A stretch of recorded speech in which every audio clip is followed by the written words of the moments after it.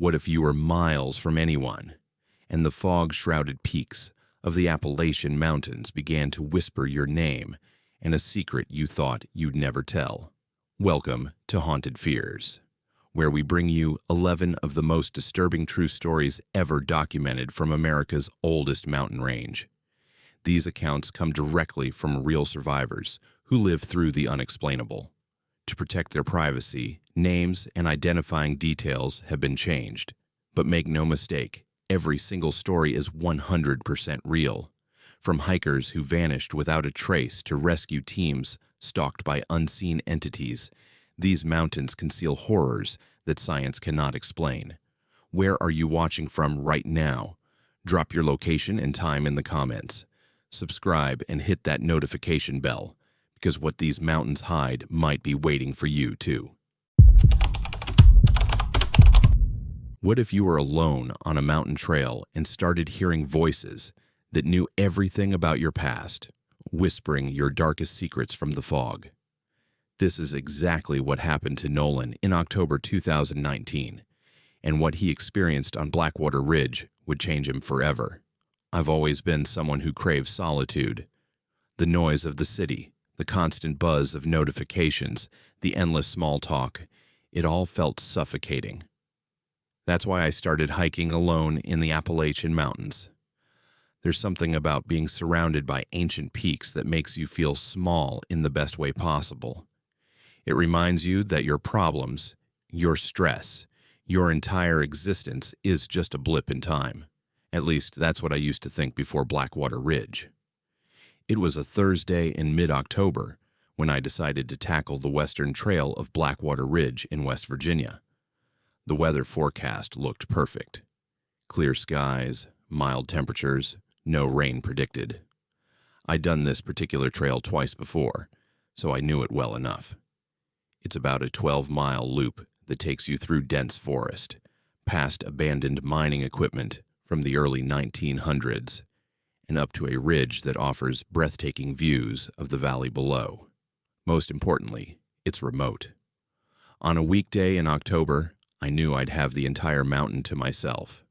The first few hours were exactly what I needed. The rhythm of my boots on the trail, the sound of leaves crunching beneath my feet, the occasional bird call cutting through the silence. I stopped around noon to eat lunch at one of my favorite spots, a small clearing where you can see 3 different peaks in the distance. The sun was warm on my face, and I remember thinking this was one of those perfect days that makes all the bad ones worth it. That's when the fog rolled in. It didn't creep in gradually like fog usually does. It arrived all at once, like someone had thrown a thick blanket over the entire mountain. One moment I was looking at clear blue sky, and the next I was surrounded by dense gray mist so thick I could barely see 10 feet in front of me. I've hiked in fog before, so I wasn't immediately concerned. I had my GPS, my compass, and I knew the trail well enough. I packed up my lunch and started moving, figuring I'd just take it slow and careful. But within 20 minutes, I realized something was wrong. The trail markers I'd been following seemed to disappear. I'd reach a spot where I was certain there should be a white blaze painted on a tree, but there was nothing. My GPS showed me as being on the trail, but the physical markers that should have confirmed it were missing. I told myself not to panic. Technology doesn't lie. I kept following the GPS coordinates. That's when I heard the first whisper. It was so faint that I almost convinced myself it was just wind moving through the trees, but there was no wind. The fog hung perfectly still, like it was holding its breath. I stopped walking and listened. Nothing. I started moving again, and there it was once more. A whisper. Definitely a whisper, but I couldn't make out any words. It seemed to be coming from everywhere and nowhere at the same time. I picked up my pace. The logical part of my brain was trying to explain it away. Sound travels weird in fog. It could be other hikers somewhere on the mountain. It could be water running over rocks. It could be anything. But the primitive part of my brain, the part that's been keeping humans alive for millennia, was screaming at me to run.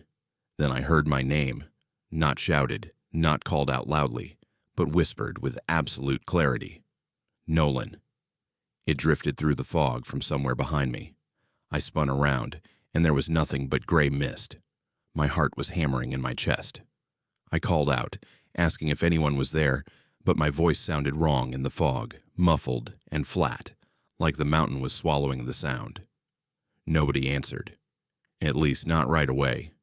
I stood there for what felt like hours, but was probably only a minute, straining to hear anything. Then the whispers started again, but this time I could make out words. They were talking about me, about things I'd done, about memories I hadn't thought about in years. I heard a whispered conversation discussing the time I cheated on a test in 8th grade, something I'd never told anyone. I heard voices analyzing why my last relationship ended, repeating thoughts I'd had in my darkest moments but never spoken aloud. I started running. I didn't care about following the trail anymore. I just needed to get away from those voices. But the faster I ran, the louder they became. They weren't chasing me exactly. They were all around me, coming from every direction, overlapping and echoing until I couldn't tell where one voice ended and another began. They knew everything, every mistake I'd ever made, every cruel thought I'd ever had, every moment of weakness and shame. The worst part was that some of the whispers were in voices I recognized. I heard my mother's voice discussing my childhood. I heard my ex-girlfriend's voice analyzing our relationship. I heard my own voice, but saying things I didn't remember saying, confessing things I wasn't sure were even true. The fog seemed to press closer, and I realized I was completely disoriented. I had no idea which direction I'd come from or where I was going. I collapsed against a tree, trying to catch my breath and think rationally. That's when I noticed the mining equipment. Old rusted pulleys and cables, partially buried in leaves and dirt. I'd read about the mining operations on Blackwater Ridge, how they'd been abandoned in the 1930s after a series of accidents killed dozens of workers. I'd never actually seen this equipment before, which meant I was definitely off the main trail. The whispers had gone quiet, and for a moment I thought maybe it was over. Then I saw the symbols. Carved into the trees around me, carved into the old mining equipment, scratched into rocks. They looked old, worn smooth by decades of weather, but they were definitely deliberate. Circles with lines through them, triangles nested inside each other, shapes that looked almost like letters, but weren't from any alphabet I recognized. That's when the whispers started telling me to follow them. Not commanding, not ordering, but gently suggesting. Helpful, almost friendly voices telling me they knew the way out. Telling me to just walk a little further in this direction. Telling me everything would be fine if I just kept moving forward. And I almost did. I actually took 3 steps in the direction they were indicating before some tiny voice of reason in my head screamed at me to stop. I pulled out my phone, praying I'd have enough signal for an emergency call. Nothing. No bars, and weirdly my battery was at 15%, even though it had been fully charged when I started the hike. I checked my GPS device, and it was showing my location as somewhere that didn't make sense. According to the coordinates, I was 3 miles off the trail in an area that the topographic map showed as impassable rocky terrain. The whispers were getting insistent now, and I realized with horror that I was having trouble distinguishing them from my own thoughts. Ideas that weren't mine were popping into my head. Urges to move in certain directions, to investigate certain areas, to just lie down for a moment and rest. I bit down hard on my tongue, using the pain to anchor myself to reality. I made a decision. I was going to stay put until either the fog lifted or morning came, whichever happened first. I had emergency supplies, a thermal blanket, water, energy bars. I could survive a night on the mountain. I wedged myself between 2 large rocks, wrapped myself in the thermal blanket, and forced myself to stay awake. The night that followed was the longest of my life. The whispers never stopped. They cycled through every memory, every secret, every fear I'd ever had. Sometimes they were analytical, discussing me like I was a specimen. Sometimes they were mocking. Sometimes they sounded sad, almost pitying, but they never stopped. I sang songs out loud to drown them out. I recited poetry I'd memorized in school. I did complex math problems in my head. Anything to keep my own thoughts separate from whatever was trying to invade them. When dawn finally came, the fog didn't lift gradually. It vanished in an instant, like someone flipped a switch. One moment I was surrounded by impenetrable gray, and the next I was sitting in bright morning sunlight. I could see the trail about 100 yards downhill from where I was. I could see the normal forest, the normal mountains, the normal world. But I wasn't normal anymore. As I made my way back to the trail and eventually to my car, I kept waiting for the whispers to start again. They didn't, but the silence felt temporary, like they were just waiting for the right moment. When I finally reached my car and saw another hiker in the parking lot, I almost cried with relief at seeing another human being. The rangers told me later that I'd been reported missing when I didn't check out at the expected time. A search team was being organized. They asked me what happened, and I told them I got disoriented in fog and spent the night on the mountain. I didn't mention the whispers. I didn't mention the voices that knew my secrets. I didn't mention the symbols carved into everything in that clearing. Who would believe me? But I know what I experienced on Blackwater Ridge. I know those whispers were real. And I know that when they found me with my GPS, I was standing at the edge of a 200-foot drop that I couldn't see in the fog. I was one step away from walking off that cliff. One more step in the direction those helpful, friendly whispers had been guiding me. I haven't been back to Blackwater Ridge. I haven't been back to any mountain. Because sometimes late at night, when everything is quiet, I can still hear them. Faint and far away, but definitely there, whispering my name, waiting for me to come back. Waylon and his camping group woke up surrounded by 18-inch footprints in the snow on Mount LeConte in January 2021. But the prints weren't the worst part. Whatever made them had spent hours circling their tents while they slept. What happened next would shatter everything they thought they knew about those mountains. Look, I'll be straight with you. I'm the guy who laughs at campfire ghost stories. The one rolling his eyes when someone claims they saw Bigfoot or heard mysterious howls in the woods.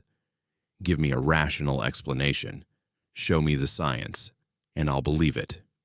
Before Mount LeConte, before January 2021, before I learned that some things don't care whether you believe in them or not, Cameron called me on a Tuesday. Winter camping trip, Mount LeConte, this weekend. You in? I almost said no. I'd just gotten back from a work trip, my apartment was a mess, and I had a dozen things I needed to catch up on. But Cameron has this way of making everything sound like an adventure, and honestly, I needed a break from staring at spreadsheets. Yeah, sure. Who else? Turned out it was going to be the four of us. Me, Cameron, Iris, who worked with Cameron, and Brooks, some guy I'd met once at a barbecue. We met at the trailhead, Saturday morning, stupid early. Brooks showed up 20 minutes late with coffee for everyone, which immediately made me like him more. Iris was already geared up and ready, looking at her watch every 30 seconds. Cameron was doing his usual thing, reorganizing his pack for the third time, even though everything was fine the first time. So, what's the plan? I asked, sipping the coffee Brooks had brought. Up to the summit area, camp, enjoy the solitude, come back down tomorrow, Cameron said. Easy weekend trip. Define easy, Iris said. It's January. It's going to be below zero up there tonight.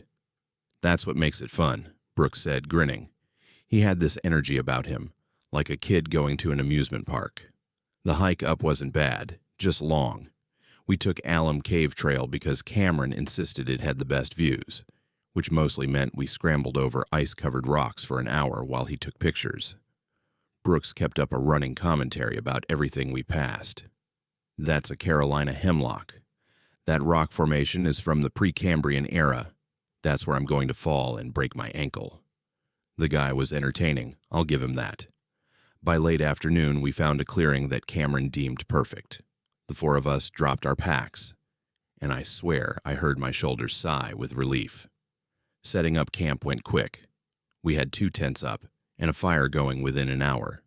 The temperature was already dropping fast, that kind of cold that makes your nose hairs freeze when you breathe in. Dinner was one of those freeze-dried meals that tastes like cardboard, but you're so hungry you don't care. We were sitting around the fire, and Brooks was in the middle of some story about getting lost in Colorado when Cameron suddenly went still. "You hear that?" he whispered. We all stopped talking. At first, nothing. Heavy breathing came through the darkness, deep, rhythmic, like something big was standing just outside the firelight watching us. "Bear," Iris whispered. "Maybe," Cameron said, but he didn't sound convinced. He grabbed his flashlight and swept it across the trees. The breathing stopped, the second the light came on. We waited. Silence. Just wind and the crackling fire. "Probably just a deer or something," Brooks said, but nobody laughed at his joke. We decided to call it a night. Cameron and Brooks took one tent. Iris and I took the other. I crawled into my sleeping bag and was out within minutes. Hiking all day will do that to you. Something woke me up. I don't know what time it was, but it was pitch black. Iris had her hand on my arm, squeezing hard. She pointed at the tent wall without saying a word. Footsteps. Slow, heavy, crunching through the snow in a circle around our tent. Not animal footsteps. These sounded deliberate, purposeful. My mouth went dry. The footsteps continued their circuit, moving away from our tent toward Cameron and Brooks's tent. I heard one of them say something, muffled through the fabric. The footsteps stopped. The breathing again, right outside. So close I could feel the tent wall moving with each exhale. Iris's fingernails were digging into my arm, but I didn't care. We didn't move. We barely breathed. Some instinct I didn't know I had was screaming at me to stay absolutely still. This went on for hours. Footsteps circling, breathing, silence, repeat. I kept thinking, this isn't real. This is a dream. I'm going to wake up and laugh about this. But I wasn't asleep, and this wasn't stopping. The sound stopped as darkness began losing its grip on the sky. We waited another 20 minutes before unzipping the tent. Cameron and Brooks came out at the same time, both looking like they'd aged 10 years overnight. "Tell me you guys heard that too," Brooks said. His voice cracked. "Yeah," I said. "We heard it." Cameron looked down and said a word I won't repeat. The snow around our tents was covered in footprints. Massive prints, bigger than any human foot, with 5 distinct toes. They circled both tents dozens of times, overlapping, creating a pattern that showed whatever made them had been out there for hours. "What the hell is that?" Iris said. None of us had an answer. Brooks walked over to where we'd hung our food bags. Guys." Our supplies were on the ground, arranged in a perfect circle, not dumped, not torn apart. Carefully placed, each item equidistant from the next, forming a geometric pattern in the snow. "Bears don't do that," Cameron said quietly. "Nothing does that." I started memorizing every detail, the print depth, the toe spacing, the exact arrangement of supplies. I needed to remember this, to prove to myself later it was real. Crack. A massive branch breaking somewhere in the trees about 50 yards. Out. We all spun toward the sound. 3 trees in a row, each had a thick branch snapped off about 12 feet up. Fresh breaks, white wood exposed. Crack. Closer this time. Maybe 30 yards. Crack. Closer. "We need to leave," Iris said. "Right now." Nobody argued. We tore down that camp faster than I thought possible. Stuffed everything in our packs. Didn't care about organization, didn't care about leaving the fire. Just grabbed our gear and moved. The crack of breaking branches followed us as we started down the trail. Not chasing, but pacing us. Like whatever was out there was marking our progress, letting us know it was still there. Half a mile down, Cameron stopped.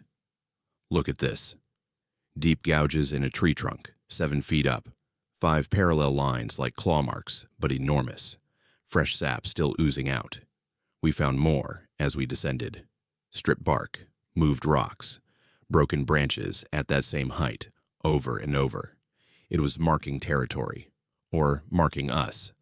We practically ran down that mountain, 4 experienced adults fleeing like scared children. When we finally reached the parking lot, I felt like I could breathe again. We sat in Cameron's car, heater blasting, not talking. What was there to say? "We should sketch what we saw," Cameron said.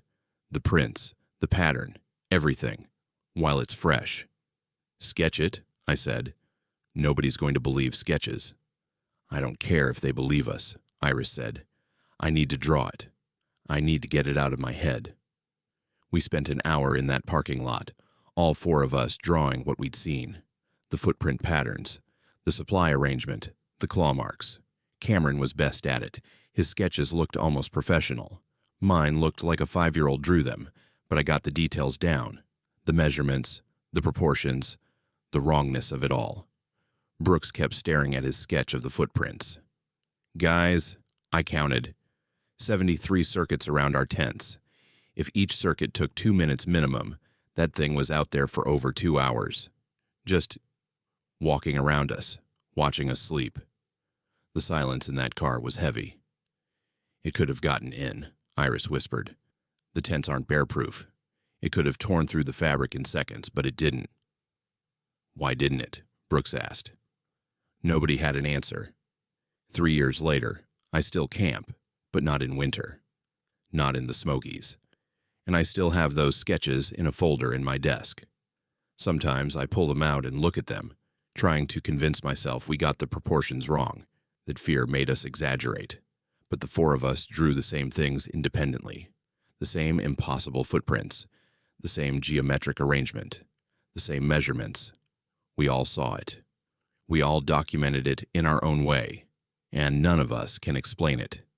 The thing that keeps me awake isn't what was out there on Mount LeConte. It's why it spent hours circling our tents, studying us, arranging our supplies and patterns, and then chose to let us leave. Like we were being evaluated, like we were being tested, and I don't know if we passed or failed. Lincoln squeezed into a newly discovered passage in Hellhole Cave and felt the walls begin to close around his chest, but when he tried to back out, his body wouldn't move. The scratch marks on the stone walls weren't from animals. They were made by human fingernails, and they were everywhere. I found the passage on my 3rd solo expedition into Hellhole. 3 years of systematic mapping, documenting every tunnel and chamber, uploading my findings to the National Speleological Database. This was supposed to be routine. Survey the new branch someone reported last month, take measurements, mark it on the map, get out. 2 hours max. I told my roommate I'd be back by dinner. The entrance passage was standard hellhole, tight, wet, cold. I'd done this specific route a dozen times. Squeeze through the initial restriction, drop down into the main chamber, navigate the breakdown pile, head toward the back passages. My headlamp cut through absolute darkness, illuminating limestone formations that had been growing for millennia. Water dripped constantly, echoing through the cavern system. The new passage entrance was exactly where the report said it would be, a small opening in the eastern wall, about 3 feet in diameter. I shined my light inside.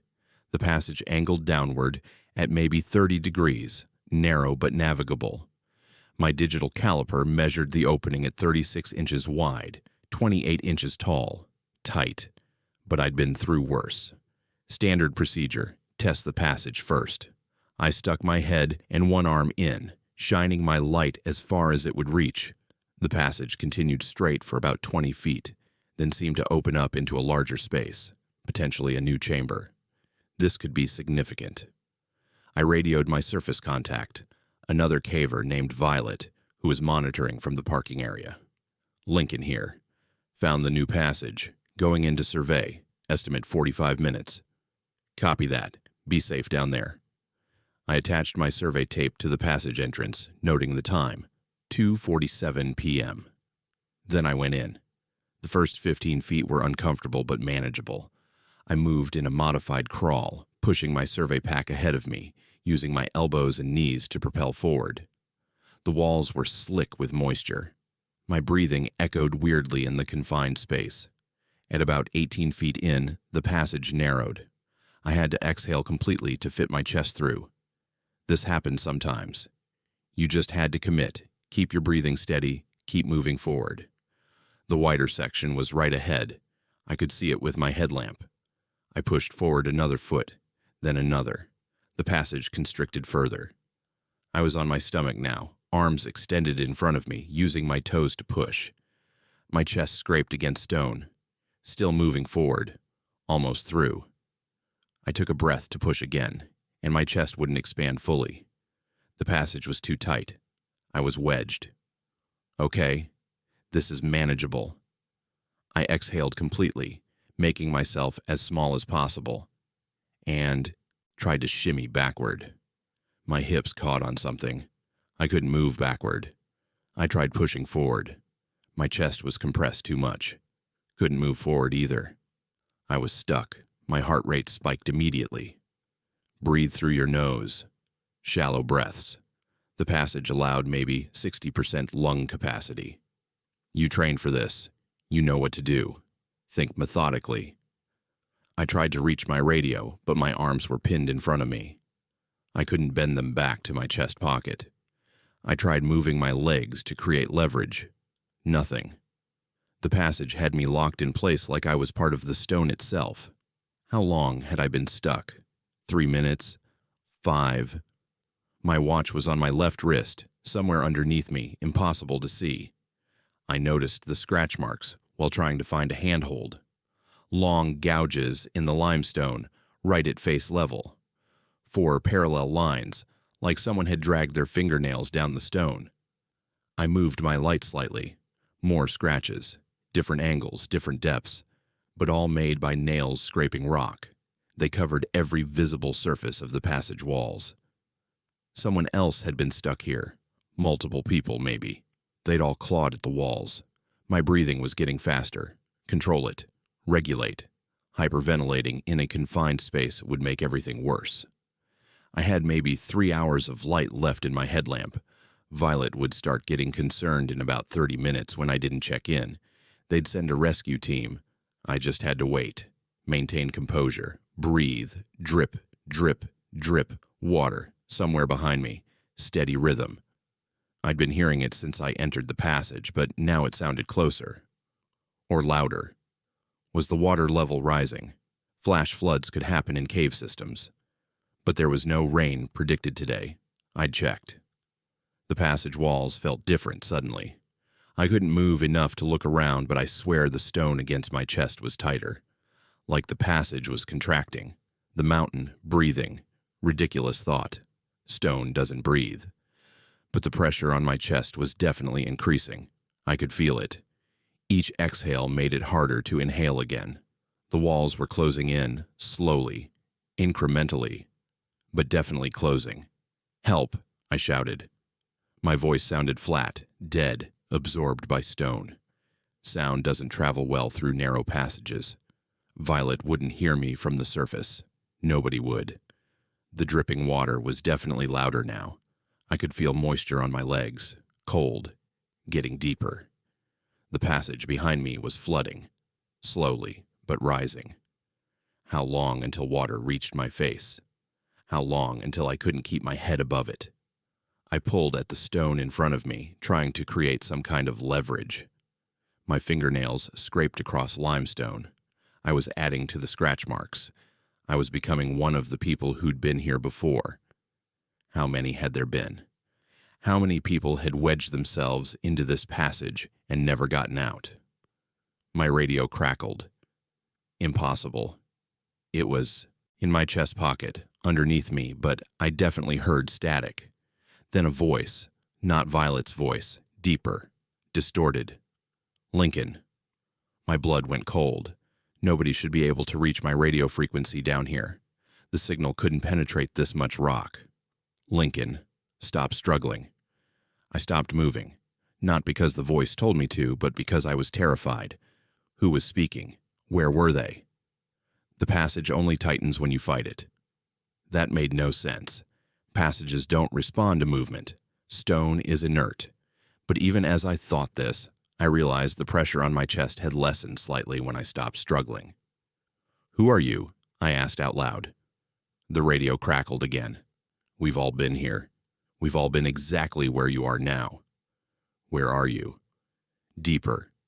I shined my headlamp forward, into the wider section I'd been trying to reach. My light reflected off something. Not stone. Something reflective. Metallic. I strained my eyes. A belt buckle. Attached to pants. Attached to a body.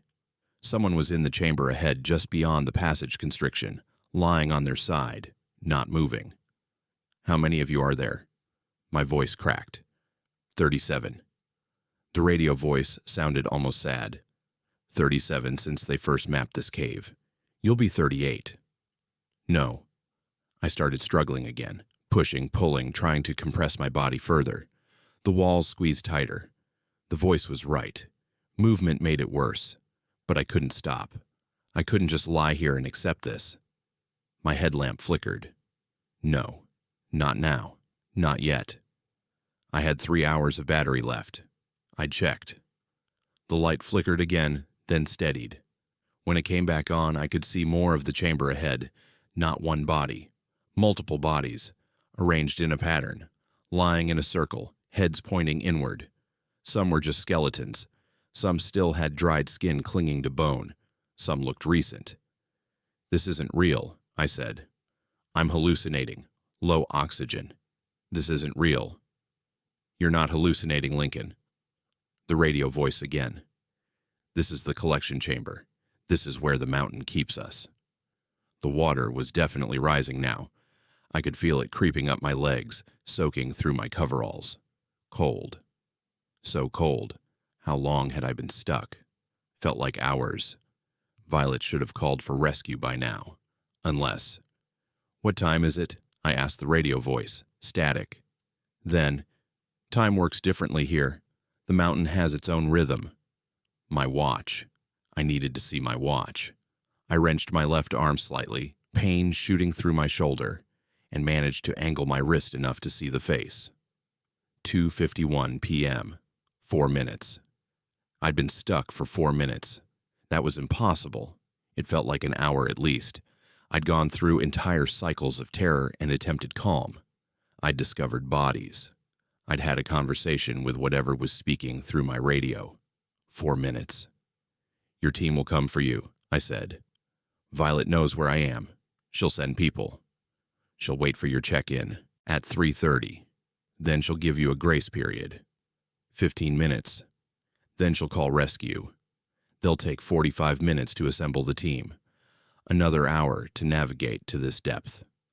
By then you'll have been wedged for 3 hours, and the passage will be much, much tighter. You're lying. We don't lie. The mountain doesn't need to lie." My headlamp flickered again. This time it went out completely. Absolute darkness. The kind of darkness that doesn't exist on the surface. The kind where your eyes keep trying to adjust, but there's literally zero light to process. Sensory deprivation. Your brain starts creating images to fill the void. Except I could still see the bodies. Not with my eyes, but I could sense them, feel them. 37 people who'd wedged themselves into this passage. 37 people who'd slowly suffocated or drowned or simply given up. And they were waiting for me to join them. The walls were definitely closing now. No question, I could feel stone pressing against my ribs from both sides. My shallow breathing became even shallower. 60% lung capacity became 50%. 40%. I screamed. Not for help. Just screamed. Raw terror and rage. My voice disappeared into the stone, absorbed, silenced. Like I'd never made a sound at all. My headlamp came back on. Sudden. Bright. I blinked against the glare. I was looking at my survey pack, inches from my face. The passage ahead was empty. No bodies, no collection chamber. Just narrow limestone tunnel continuing downward. Had I imagined it? Hallucination. But the scratch marks were still there, still covering every inch of visible stone, and the radio voice spoke one more time. The mountain will let you go today. Not everyone, but you, because you'll tell others. You'll warn them, and some will still come. Some will still wedge themselves in, trying to reach deeper passages, trying to prove they can do what others couldn't, and the mountain will collect them. The pressure on my chest released. Suddenly, completely. I could breathe fully. I wriggled backward, and my body moved freely. The passage that had held me immobile moments before now let me slide back easily, as if the stone itself was pushing me out.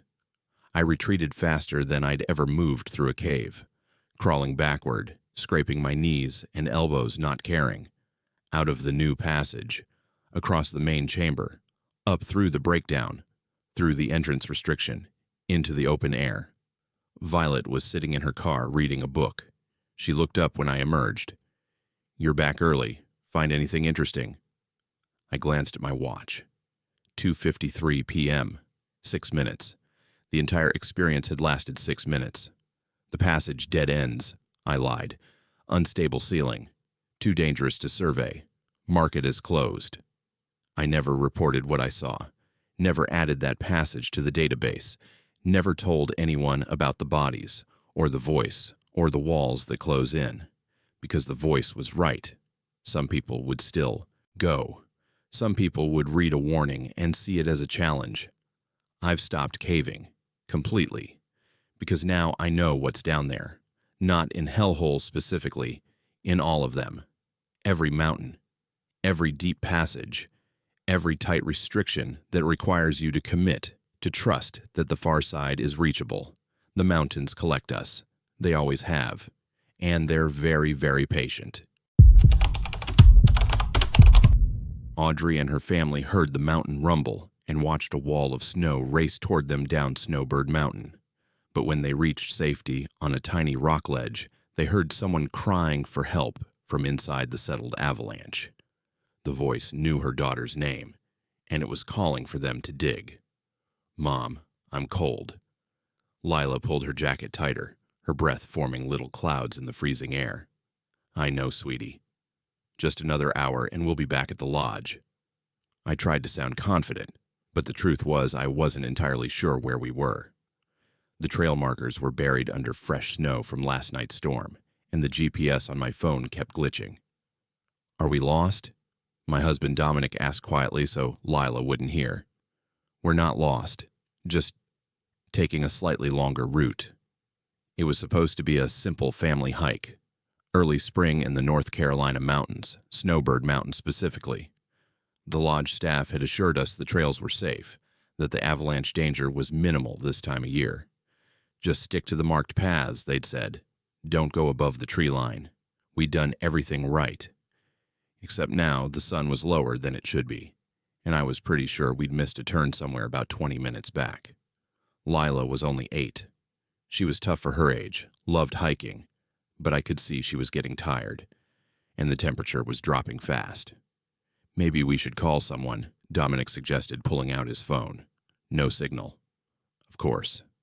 Let's just keep moving," I said. "The lodge can't be more than a mile or 2. We'll find our way back to the main trail." That's when we heard it.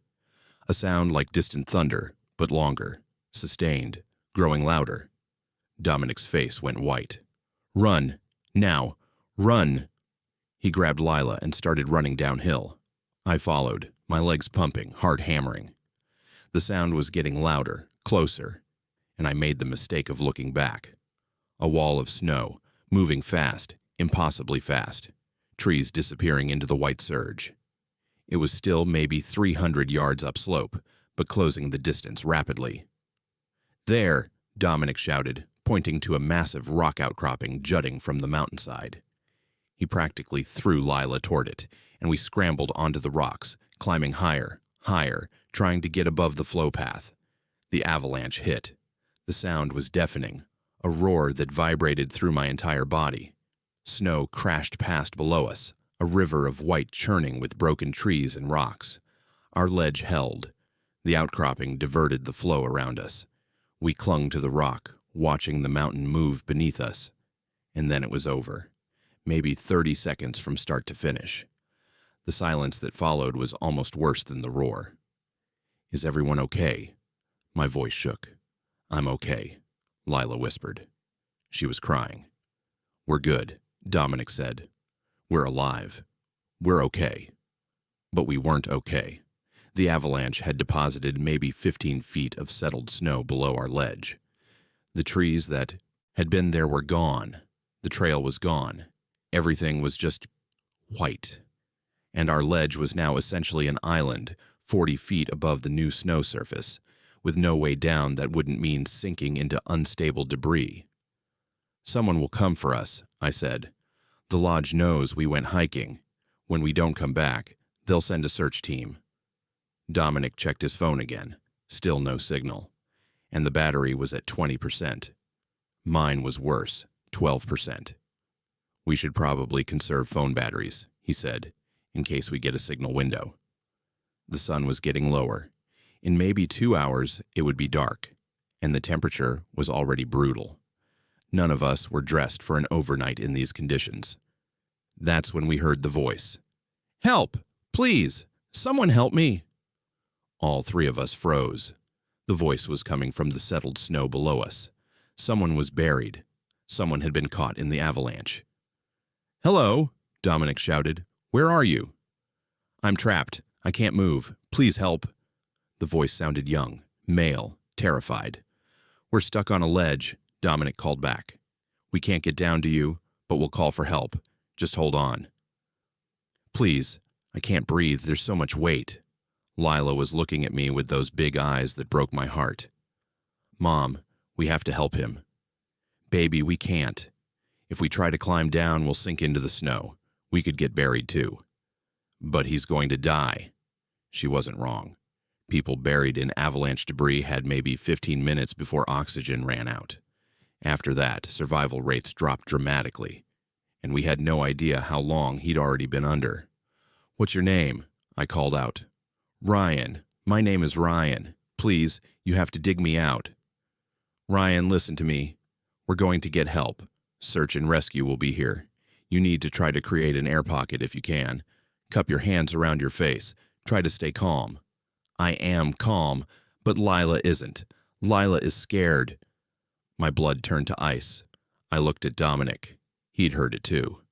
"What did you say?" My voice barely worked. "Lila is scared. She's right there with you. Tell her I'm sorry." Lila gripped my arm. "Mom, how does he know my name?"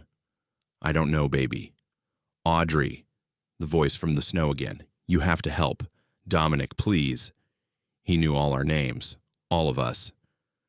"How do you know who we are?" Dominic shouted. Laughter, echoing weirdly across the snow. "I've always known. The mountain told me. The mountain knows everything. It knew you'd be here. It brought you here." "This isn't real," I whispered. "Mom." Lila's voice was tiny. "I hear something else." She was right.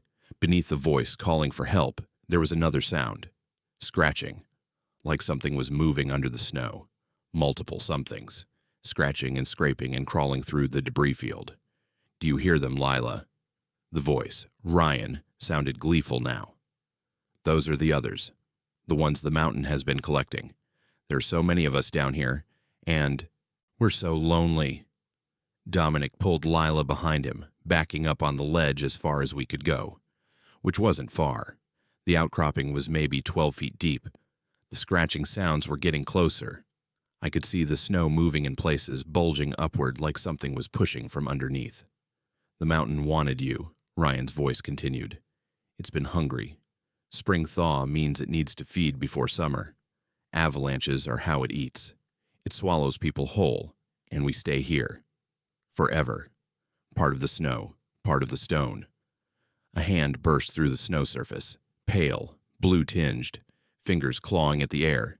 Then another hand, then a head, snow falling away to reveal a face that was wrong somehow. Skin too tight, eyes too wide, mouth open in a frozen scream. "Don't look, Lila." I turned her face into my jacket. "Don't look." But I couldn't stop looking. More figures were emerging from the snow, crawling out, standing. They all had that same wrong appearance, like they were part of the snow now, part of the mountain. "Mom, what's happening?" Lila was sobbing. I didn't have an answer. This wasn't possible. This was hypothermia. We were freezing, hallucinating. That had to be it. Dominic's phone rang. Impossible. We had no signal. But it was ringing. He pulled it out, hands shaking, and answered. "Hello?" His face went slack. He held the phone away from his ear, and I could hear the voice coming through. It was Lila's voice, or something mimicking it. "Daddy, I'm so cold. Why didn't you save me?" But Lila was right here, pressed against me. That voice on the phone wasn't her. The figures in the snow were closer now, walking toward our ledge with jerky, unnatural movements. There were dozens of them, all different ages, all with that same frozen appearance. "They can't reach us up here," Dominic said, but he didn't sound convinced. "The rock is too high. They can't climb." One of the figures tilted its head, looking directly at us. It smiled. Then it started climbing the rock face, easily, its fingers finding holds that shouldn't exist, moving upward with spider-like speed. "We need to move higher." I pushed Lila toward the back of the ledge, scrambling up the rock, trying to find any surface that went higher. But this was it. This was as high as we could go. The figure reached the ledge, pulled itself up, stood.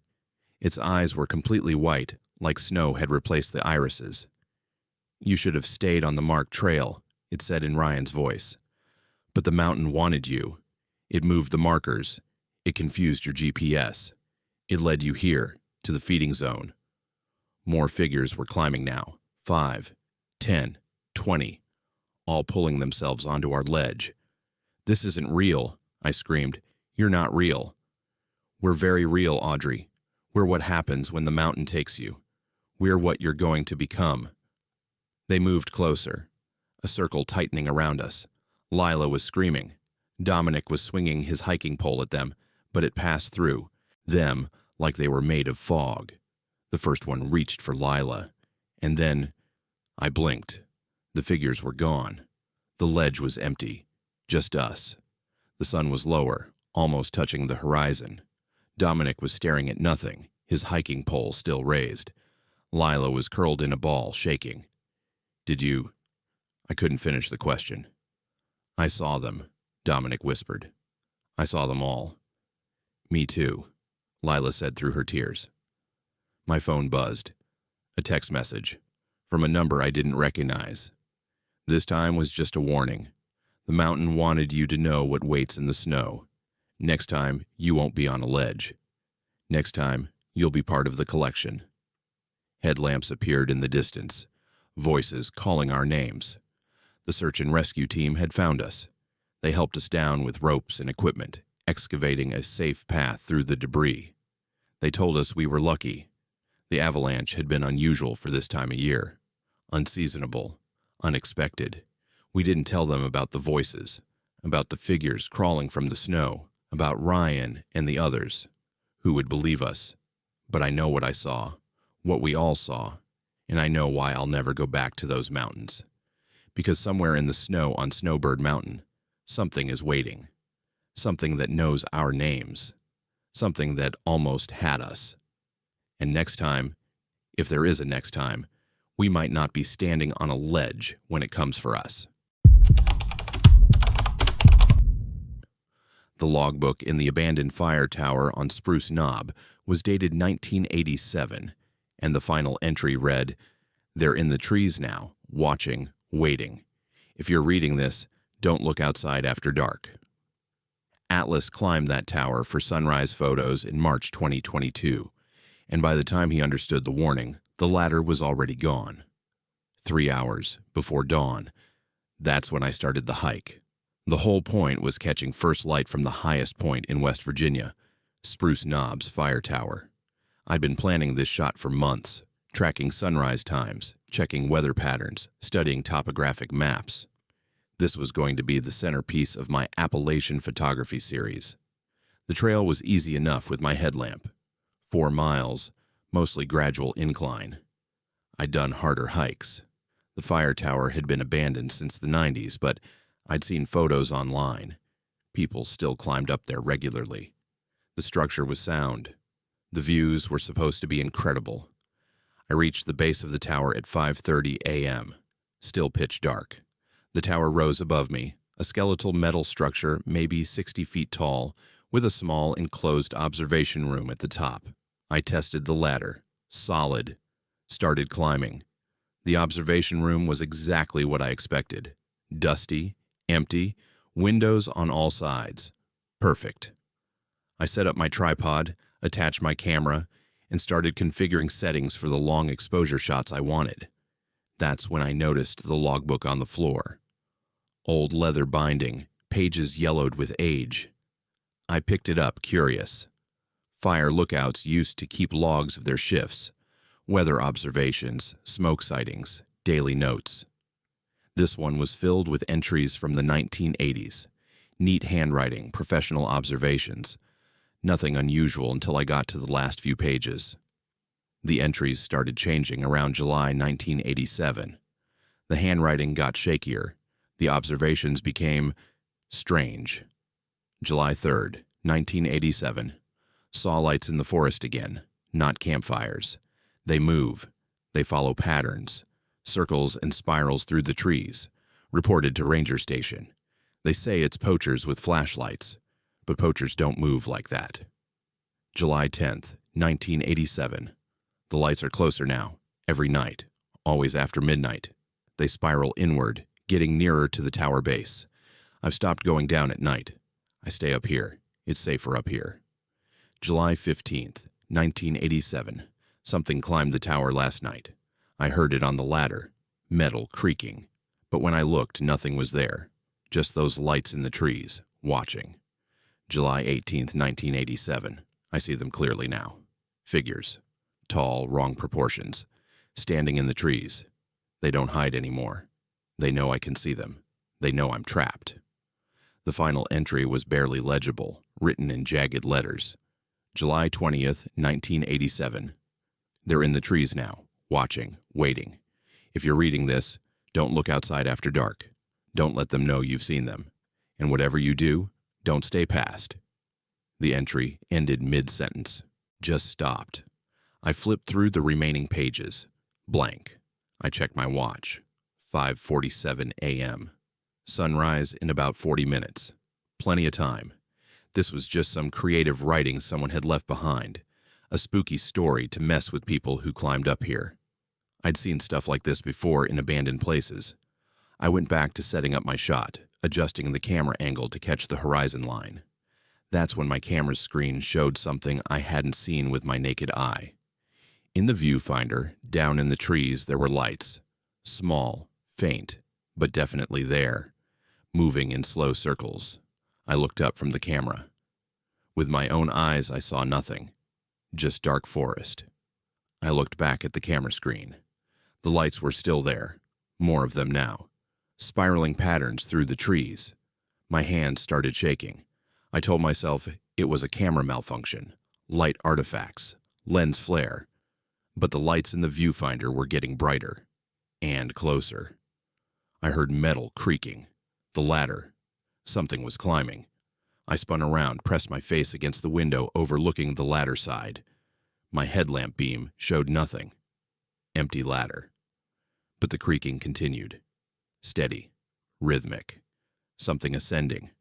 The lights in my camera viewfinder were right at the tower base now. I could see them clearly. Not lights exactly, but glowing points moving in formation. And shapes. Tall figures. Standing around the tower's base. Looking up. The creaking stopped. Whatever had been climbing was at the top, right outside the observation room. I killed my headlamp. Darkness. Maybe if I couldn't see them, they couldn't see me. Stupid thought, but panic makes you stupid. My camera was still on, the LCD screen glowing faintly. In its light, I could see the room around me, the dusty floor, the windows, and reflected in the windows, something standing behind me. I didn't turn around. Every instinct screamed not to turn around. I stared at the reflection. Tall. Too tall. head nearly touching the ceiling, arms too long. It wasn't moving, just standing there, watching me look at its reflection. The camera screen changed. Photos were appearing, photos I hadn't taken, images showing me from behind, showing me setting up my equipment, showing me reading the logbook, all taken from angles that shouldn't be possible in this small room, all showing me with that figure standing behind me in every single shot. I grabbed my phone, no signal. Of course not. But I had to try something. I opened the camera app, switched it to selfie mode, held it up. On the screen, I could see myself. And behind me, that figure, closer now, its hand reaching toward my shoulder. I dropped the phone, spun around. The room was empty. Just me, just my equipment, nothing else. But when I looked at the window again, the reflection showed it was still there, still reaching. Its hand was almost touching me. My phone buzzed. A notification. Text message from an unknown number. Don't look. Don't turn. Don't acknowledge. Sunrise in 32 minutes. Stay still. Another message. The lookout survived 3 weeks by staying still. You have 32 minutes. Don't move. I froze, barely breathing. The reflection in the window showed that hand hovering inches from my shoulder, not moving forward, not pulling back, just waiting. Minutes crawled by. My legs cramped. My back ached. I didn't move. In the camera viewfinder, I could see the lights in the forest were still there. Circling, waiting. The sky started to lighten. Gradual, painfully slow. The figures in the trees began to fade as dawn approached. The reflection in the window started to dim. That hand behind me became translucent. Then just a shadow. Then nothing. First light broke the horizon. Sunrise. My camera started auto-shooting the time-lapse I'd programmed. Click, click, click, capturing the dawn I'd come here for. I finally moved, turned around. The room was empty. Had been empty. I checked my phone. The text messages were gone. No record of them. My camera's memory card showed only the sunrise time-lapse. The creepy photos were gone. But the logbook was still there, still open to that final entry. And now there was new writing below it. Fresh ink. My handwriting. March 2022. They're still here. They wait in the trees. They climb the tower after dark. They watch through cameras and reflections. Stay still. Don't acknowledge them. Wait for sunrise. I'm leaving now. Don't come back. I didn't remember writing that, but it was definitely my handwriting. I packed my gear faster than I've ever packed anything. Tripod collapsed, camera in bag, phone in pocket. I went to the ladder to climb down. The ladder was gone. Just gone. The metal structure that should have been attached to the tower side had been removed. Clean detachment points showed where bolts had been, but there was no ladder lying on the ground below. It had simply vanished. I was 60 feet up with no way down. My phone buzzed. Another message. The lookout never left. Check the corner. I looked. In the far corner of the observation room, partially hidden by shadow, was a sleeping bag. And inside it, a shape, a body, mummified, dried, dead for decades. The fire lookout from 1987. He never climbed down. He died up here. And I was going to die up here too. Unless, my phone buzzed again. Sunrise breaks their hold. You have 15 minutes before they can climb again. There's rope in the supply cabinet, behind the body. Climb down, fast. I found the cabinet. Old climbing rope, still intact. I've done emergency rappelling before. Not my specialty, but I knew the basics. I anchored to the tower's support beam, threaded the rope, and went over the side. The descent was sloppy, panicked. I scraped my hands raw on the rope. Didn't care, just needed down. My feet hit ground, and I ran. Didn't look back. Didn't stop running until I reached my car. The sunrise photos came out beautifully. Professional quality. Exactly what I'd wanted. I'll never use. Them. Can't even look at them without seeing that reflection in my mind. That figure standing behind me. Those hands reaching. I reported the body to authorities. They found nothing. The tower observation room was empty. No sleeping bag, no body, no logbook. Just dust and bird droppings. But I know what I saw. I know what waited in that tower. And I know I'm never photographing another sunrise from an abandoned structure. Because some places are abandoned for a reason. Some places are left empty because they're not actually empty at all. They're occupied. They've always been occupied. And they're very patient with their collections. Jasper walked into the abandoned company store in Thurmond, West Virginia, and heard the cash register ring, but the machine had been dead for 70 years. When he turned to leave, every door led back to the same counter, and the shadows shopping in the aisles were starting to notice him. I do urban exploration videos for my YouTube channel. Nothing fancy, maybe 50,000 subscribers, enough to make some side money. I film abandoned places, tell their histories, show people what's left behind when towns die. It's not ghost hunting. I don't do that paranormal investigation garbage with the night vision and the fake screaming. I document decay. I show history. Thurmond was supposed to be an easy shoot. Former coal boom town in West Virginia, population dropped from thousands to 5 people. Most buildings still standing. The company store specifically, a massive 3-story structure that used to be the commercial heart of the town, was supposed to be accessible. Other explorers had been inside. I'd seen their photos. Dust, old shelves, graffiti. Standard stuff. I parked in what used to be the main street. 2 other cars were there. Probably hikers using Thurmond as a trailhead for the new river gorge. The town was dead quiet. A few buildings collapsed into themselves. Others just empty shells. And there, at the end of the street, the company store. Brick facade, windows intact, door hanging open. Perfect. I grabbed my camera, checked the battery, full charge, and headed inside.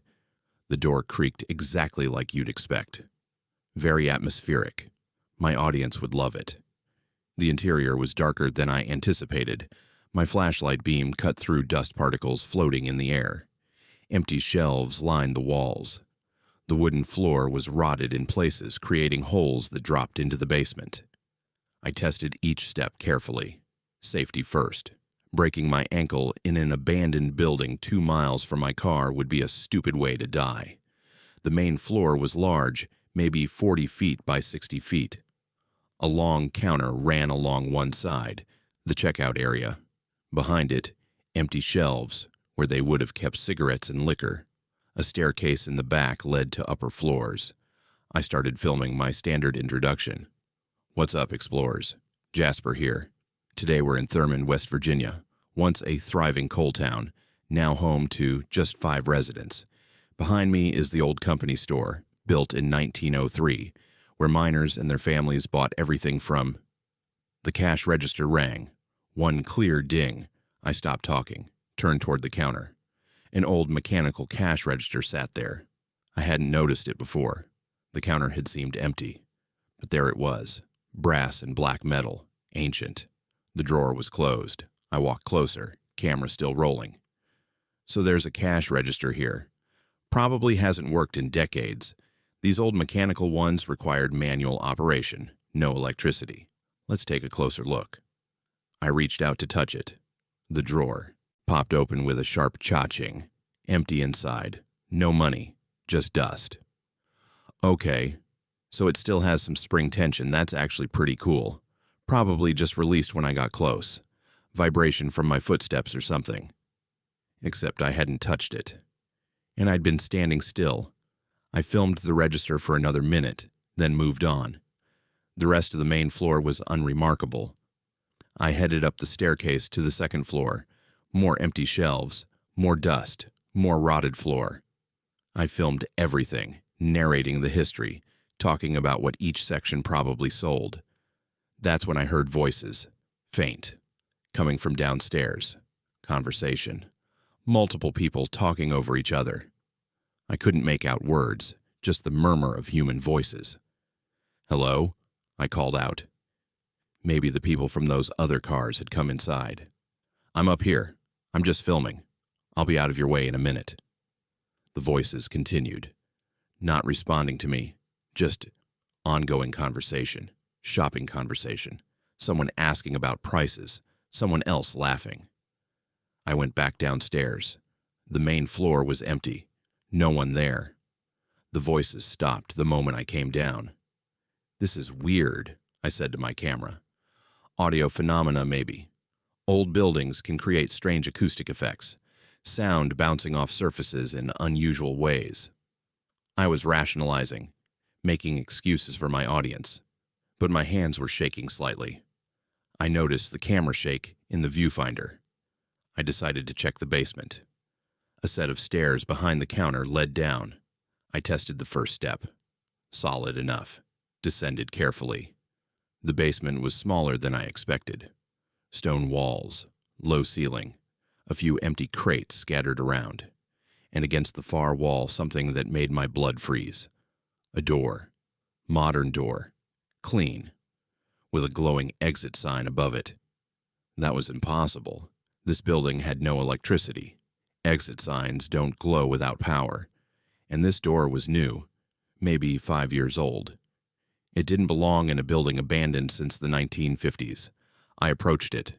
The exit sign hummed faintly. Definitely powered. I reached for the door handle. Behind me, footsteps on the basement stairs. Heavy boots. Multiple people. Coming down. I spun around. The staircase was empty, but the footsteps continued. I could hear them clearly. See the stairs creaking under invisible weight. Dust puffing up from each step. "Who's there?" My voice cracked. "This isn't funny." The footsteps reached the basement floor. Stopped. Silence. I ran for the exit door. Yanked it open. Behind it wasn't outside. It was the main floor of the store.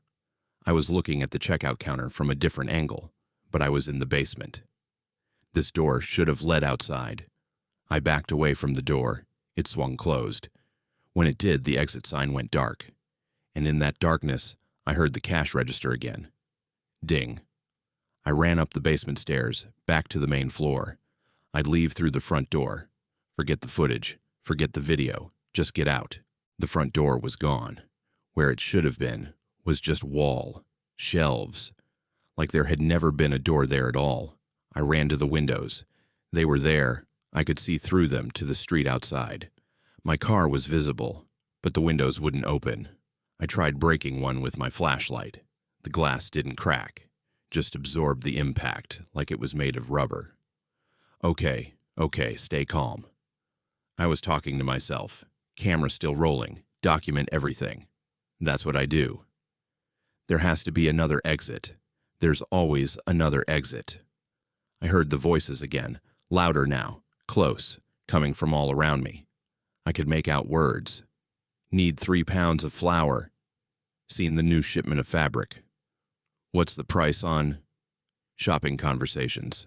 Normal, mundane, except the speakers weren't there, just voices, echoing through the store like recordings.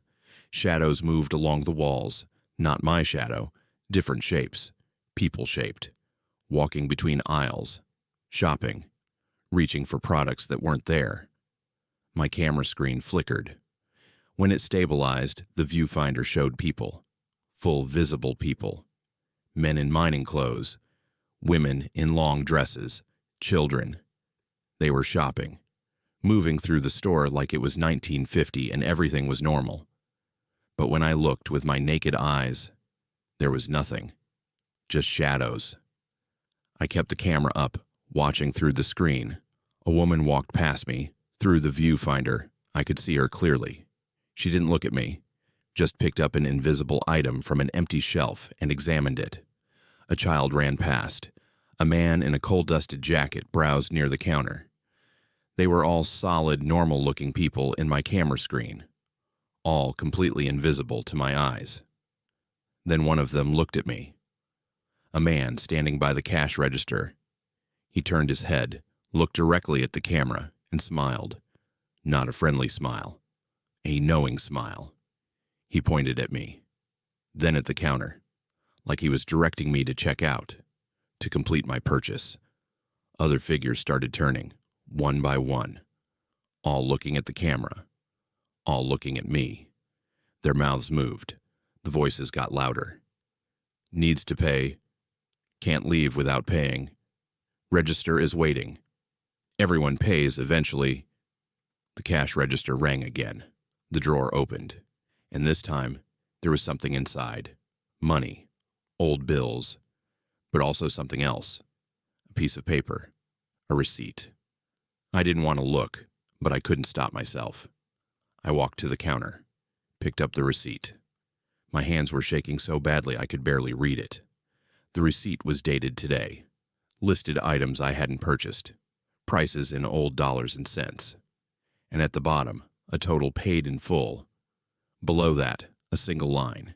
Thank you for shopping. Please come again.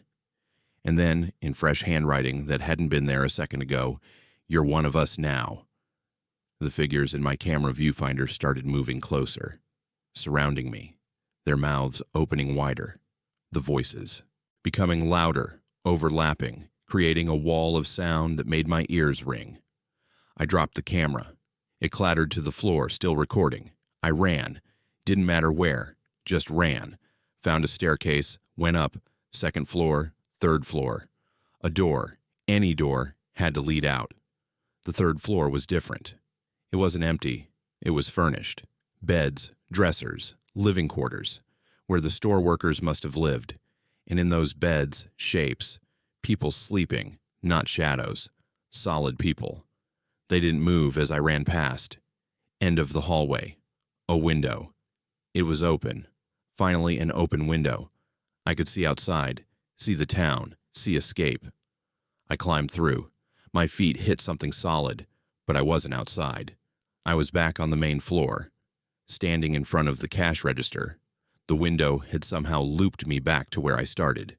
The figures in my camera viewfinder, which was still on the floor filming, were gathered in a circle around my camera, looking down at it. Then, as one, they all looked up, looking at where I was standing. A child's voice, clear and close. He's stuck, like us. The store keeps us. It keeps everyone. No. I said it out loud. No, I'm leaving. I'm not staying here. An old woman's voice, sad. We all said that. 70 years ago. 50 years. 20 years. However long we've been here. Time doesn't work right inside the store. We're all still shopping. Always shopping. Never leaving. I looked at my watch. It had stopped. The hands weren't moving. My phone. Dead. Not low battery. Completely dead. Wouldn't turn on. I tried every door on all 3 floors. They all led back to the main floor. Every window showed the outside, but wouldn't let me through. I was trapped in a loop, an architectural impossibility. Hours passed, or maybe minutes. I couldn't tell. I kept trying to find an exit, kept filming with my camera. It had infinite battery now, apparently. The figures became more solid, more visible even without the camera. They shopped eternally, picking up invisible products, having quiet conversations, living their routines from decades ago. One of them, a young miner, couldn't have been more than 20, finally spoke directly to me. You can stop looking. The store lets people in, but it doesn't let them out. Not anymore. Not since it closed. We're part of the inventory now, part of the collection. The store died, so it kept us to stay alive. How many? I asked. How many are trapped? He gestured around. The store was suddenly full of people. Hundreds of them. Different eras. Different decades. All shopping. All trapped. Everyone who came inside after closing. The store won't let go. It needs customers. Even dead ones. I sank to the floor. My camera still recording everything. Evidence no one would ever see. That was 6 months ago. Or 6 years. Or 6 hours. I genuinely don't know anymore. Time doesn't work inside the store. I shop now. I browse the empty shelves. I have conversations with the others. We talk about leaving, but none of us try anymore. There's no point. Sometimes people come in. New explorers. New urban photographers. The store lets them in easily. And when they try to leave, they discover what I discovered. Every exit leads back to the counter. Every window is a lie. The store collects us, keeps us, and we become part of its eternal shopping population. The town of Thurmond has 5 living residents, but the company store has hundreds of us, thousands maybe. We're all still shopping. We'll always be shopping. The store will never close again. If you're reading this, if somehow my camera footage got out, if someone found it, don't come to Thurmond. Don't go in the company store. The door is always open. That's how it lures you in. But it's never open when you want to leave. The register just rang again. Another customer just came in. I should go greet them, welcome them, tell them about the store's history, tell them they can never leave. That's what we all do now. We work here, forever, in the store that never closes, in the town that died but kept us alive. The cash register rings again. Ding. Always another customer, always another soul for the collection. The fog at Mount Mitchell's weather station began forming perfect geometric shapes against all meteorological laws, and Dr. Sophia Chen watched helplessly as it spelled out her exact time of death. She had 6 hours to descend North Carolina's highest peak before the prediction came true, but the fog was actively blocking every route down. Weather doesn't behave this way. That's the first thing they teach you in atmospheric science. Fog follows predictable patterns, temperature gradients, humidity levels, pressure systems. It doesn't form triangles, it doesn't create letters, and it absolutely doesn't spell out coherent messages in perfectly legible text. But I was watching it happen. I've been stationed at the Mount Mitchell Weather Observation Post for 3 years. It's a lonely job, but I chose it. After my divorce, after losing my research position at Duke, I needed isolation. I needed routine. I needed something predictable. Weather data collection, atmospheric readings, radio reports to the National Weather Service every 6 hours. Clean, scientific, rational. The anomaly started at 2:17 p.m. on a Tuesday in October. I was recording standard measurements, barometric pressure, wind speed, humidity, temperature. All normal readings for autumn at 6,684 feet elevation, clear skies, light breeze from the northwest, visibility unlimited. Then the fog bank appeared. It materialized instantly, about half a mile south of the station, not rolling in gradually like normal fog formation. Just there. A defined rectangular block of gray mist, maybe 200 feet wide by 50 feet tall, hanging motionless in the air. I grabbed my binoculars. Fog doesn't just appear in perfect geometric shapes. There had to be an explanation. Temperature inversion, maybe. Unusual pressure, differential. Some meteorological phenomenon I wasn't familiar with. Through the binoculars, I could see the fog bank clearly. It was rotating slowly, like a solid object. The edges were sharp, defined. Inside the mist, shapes were forming. Not random swirls, deliberate patterns, triangles, circles, lines that met at precise angles. I started taking photographs. Documentation first, analysis later. Whatever this was, it was unprecedented. The National Weather Service would want data, lots of data. The fog bank drifted closer, still maintaining its rectangular shape, still rotating. The geometric patterns inside became more complex, more deliberate. And then I realized what I was looking at. Letters. The fog was forming letters. I called my supervisor at the regional office. This is Mount Mitchell Station. I'm observing an unusual atmospheric phenomenon. Fog formation, displaying geometric properties inconsistent with normal meteorological behavior. Can you be more specific, Dr. Chen? The fog appears to be organized, forming patterns, possibly letters. Silence on the radio, then, Dr. Chen, are you feeling all right?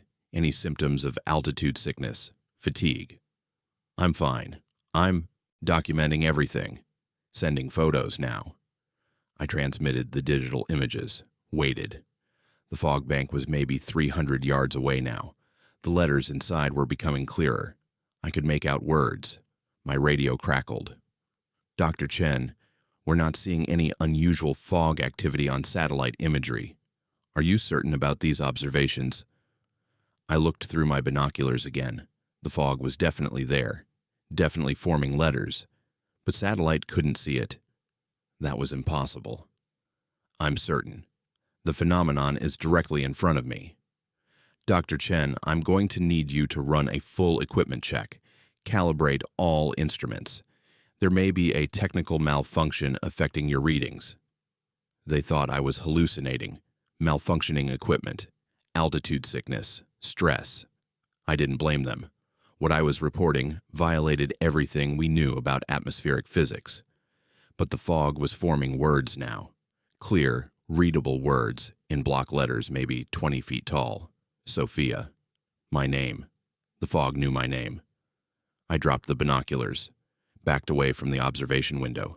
This wasn't meteorology. This wasn't science. This was something else entirely. My radio crackled again. Mount Mitchell Station, please respond. I'm here. Are you still observing the unusual fog activity? I looked out the window. The fog bank had moved closer, maybe 200 yards away. New words were forming. Chen meteorologist, Mount Mitchell. It knew everything about me, where I worked, what I did, and it was displaying this information in perfect letter formation 30 feet above the ground. Dr. Chen. It's still here. It's forming words. It knows who I am. Dr. Chen, I'm dispatching a replacement to your station. I need you to come down immediately. You're experiencing some kind of... I turned off the radio.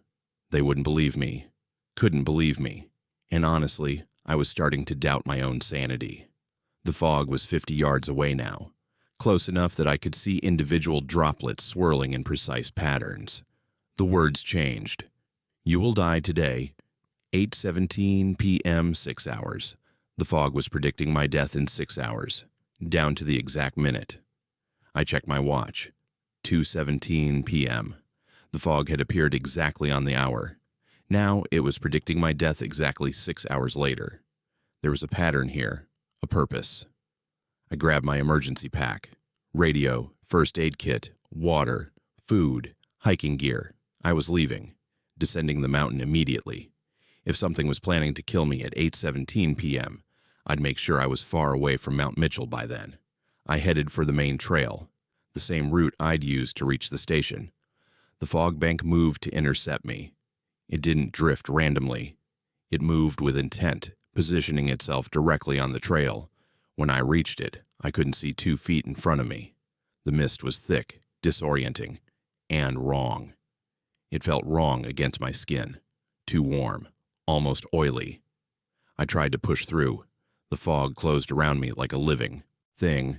My skin started burning where it touched the mist. Not hot burning. Chemical burning, like acid vapor. I retreated back to the station. The fog didn't follow. It just hovered over the trail, blocking my exit. I tried the emergency trail on the east side. Same result. The fog split into multiple banks, covering every possible descent route. It was hurting me, keeping me on the mountain. Back at the station, the fog reformed into its rectangular shape. New words appeared. No escape. Sophia prediction is final, 8:17 p.m. I was trapped. Whatever this thing was, it had me locked on the mountain. And in less than 6 hours, something was going to kill me. I spent the next hour trying every trail, every possible route down. The fog followed my movements, always staying ahead of me, always blocking the path. It moved faster than any natural weather phenomenon. It anticipated my choices, like it could read my mind. By 4 p.m., I'd accepted that I wasn't leaving the mountain. So I did what I always do when faced with the unknown. I started collecting data. I set up instruments around the fog bank, measured its temperature, exactly 98.6 degrees Fahrenheit. Human body temperature, measured its chemical composition, mostly water vapor, but with trace elements that shouldn't exist in nature. Elements that weren't on the periodic table. The fog seemed to approve of my scientific approach. It stayed still while I took readings. Let me work, almost like it wanted to be studied. At 5:30 p.m., new words formed. You understand. Now not weather, not natural intelligence, prediction inevitable. It was communicating with me, confirming what I'd suspected. This wasn't a meteorological phenomenon. It was something else, something intelligent, something that could predict the future. "What are you?" I asked out loud. The fog swirled. Letters formed. Observer recorder, collector of final moments. Why me? Isolation. Perfect conditions. No witnesses, clean data. It wanted to study me, study how I died. And it had chosen Mount Mitchell because I was alone, because no one would interrupt its observation. How do you know when I'll die? Time is visible. Death is fixed. Point all paths lead to 817. The fog knew my future, could see it somehow. And every possible choice I made, every action I took led to the same outcome. Death at 8:17 p.m., 6:45 p.m., less than 2 hours left. I tried destroying my equipment. Maybe if I changed my routine, broke the pattern, I could alter the timeline. The fog didn't stop me. It just watched as I smashed instruments, tore apart weather sensors. When I finished, new words appeared. Irrelevant death unchanged still. 8:17, 7:30 p.m., 47 minutes. I tried calling for help on my emergency radio. No response. The fog was jamming signals, blocking all communication. 8:00 p.m., 17 minutes. I sat in my observation chair, watching the fog, waiting. It had been accurate about everything else. My name, my job, the impossibility of escape. Why would it be wrong about this? The fog formed its final message. Thank you. Excellent data. Very clean death. Recorded for analysis. 8:15 p.m. 2 minutes. I checked my watch obsessively, counted seconds. Whatever was going to kill me, it would happen in exactly 2 minutes. Heart attack, maybe. Stroke. Some medical event the fog could predict. 8:16 p.m. 1 minute. My heart was racing, but I felt fine physically. No pain, no symptoms. How was I supposed to die in 60 seconds? 8:17 p.m. Nothing happened. I waited. 8:18, 8:19, 8:20. Still alive, still breathing. The fog had been wrong. I laughed. Actually laughed out loud. You were wrong. You don't know everything. The fog swirled. New words formed. Incorrect death occurred precisely 8:17. You are no longer alive. I checked my pulse. Strong and steady. Checked my breathing. Normal. I was definitely alive. But when I tried to turn on my radio, my hand passed through it. When I tried to pick up my water bottle, my fingers couldn't grip it. I looked down at my body. I could see through my hands. The fog's final message, death by exposure. Hypothermia occurred. 8:17 p.m. exactly consciousness persists temporarily. Excellent data collected. I was dead, had been dead for 10 minutes, but somehow still aware, still thinking. The fog hadn't killed me. It had simply observed my death from exposure, hypothermia, exhaustion from 6 hours of panic and running. I looked at my body, slumped in the observation chair, eyes closed, no longer breathing. I had died at exactly 8:17 p.m., just as predicted. The fog began to dissipate, its mission complete, data collected, another clean death recorded for whatever intelligence it served. I don't know how long this awareness will last, but I'm still here, somehow, still observing, still recording data, even in death. Maybe that's what the fog wanted. Another observer, another recorder. The weather station is empty now. My replacement will find my body tomorrow. They'll say I died of exposure, natural causes. They'll never know about the fog, about the predictions, about the intelligence that studies how we die. But I know. And now you know too.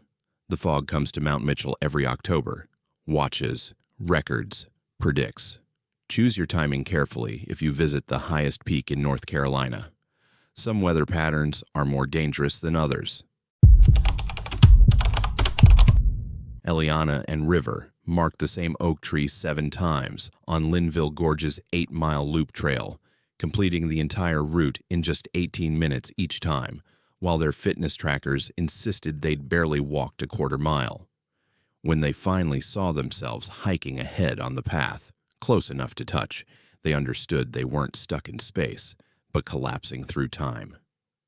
This doesn't make sense. River stopped walking and pulled out his phone for the third time. Look at this. We've been hiking for almost 2 hours, but my tracker says we've only gone 0.6 miles. I checked mine. Same thing, 0.6 miles. But we definitely hiked farther than that. We'd passed landmarks, crossed the creek, climbed the rocky section, done the entire loop, twice. App must be glitching, I said. GPS signal is probably spotty in the gorge. Both our apps at the same time. He had a point. We'd been using different brands. His was some fancy runner's watch. Mine was just a phone app.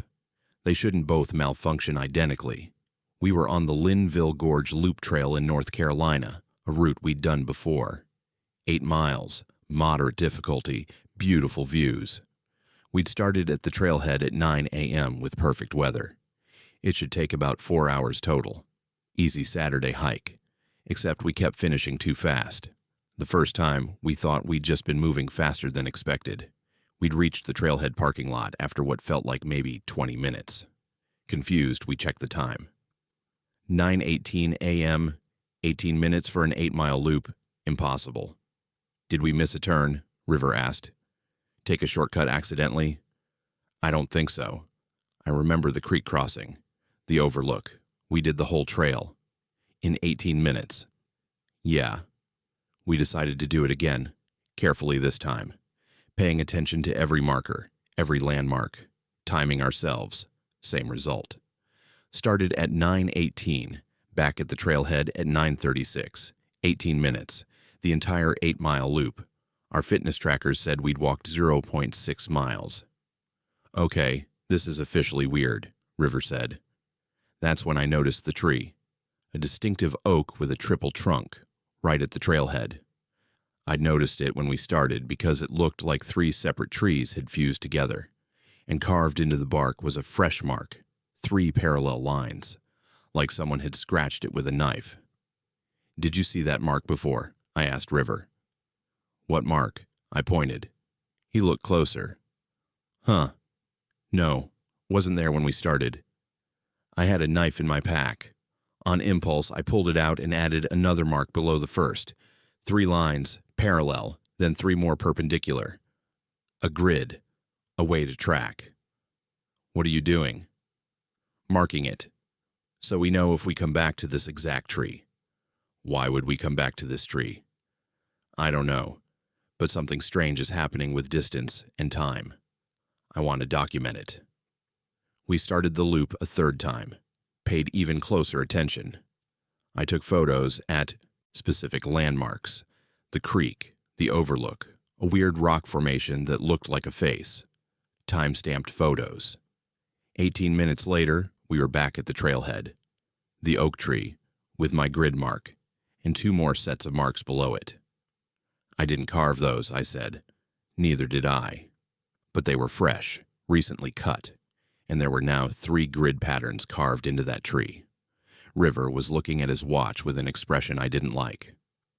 Eliana, my watch is keeping time normally. See, it's 9:54, but we've looped 3 times. Each loop takes 18 minutes. We should be way more tired.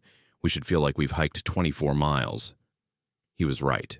I felt fine, not even winded, like we'd barely started hiking. What if distance is compressed? I said. What if the 8-mile loop is actually shorter right now? That doesn't explain the fitness trackers. They're measuring our actual steps, and they say we've only walked 0.6 miles total. I opened my photos, the time-stamped ones from the 3rd loop, creek crossing at 9:38, overlook at 9:42, rock face at 9:47, back at trailhead at 9:54, landmarks that should be miles apart, all photographed within minutes of each other. We need to leave, River said. Get back to the car, drive away from here. We walked to the parking lot. His car was still there, same spot. He pulled out his keys, A couple was getting out of a vehicle 2 spaces over. Hiking gear, backpacks. The woman looked at us and smiled. Beautiful day for a hike. Yeah, River said. Hey, have you noticed anything weird about the trails today? Weird how? Like, distance not matching up, time moving strangely. They looked at each other. The man shrugged. First time here for us. Just arrived. We watched them head toward the trailhead, toward the oak tree with the marks. We should warn them, I said. Warn them about what? That the trail is short.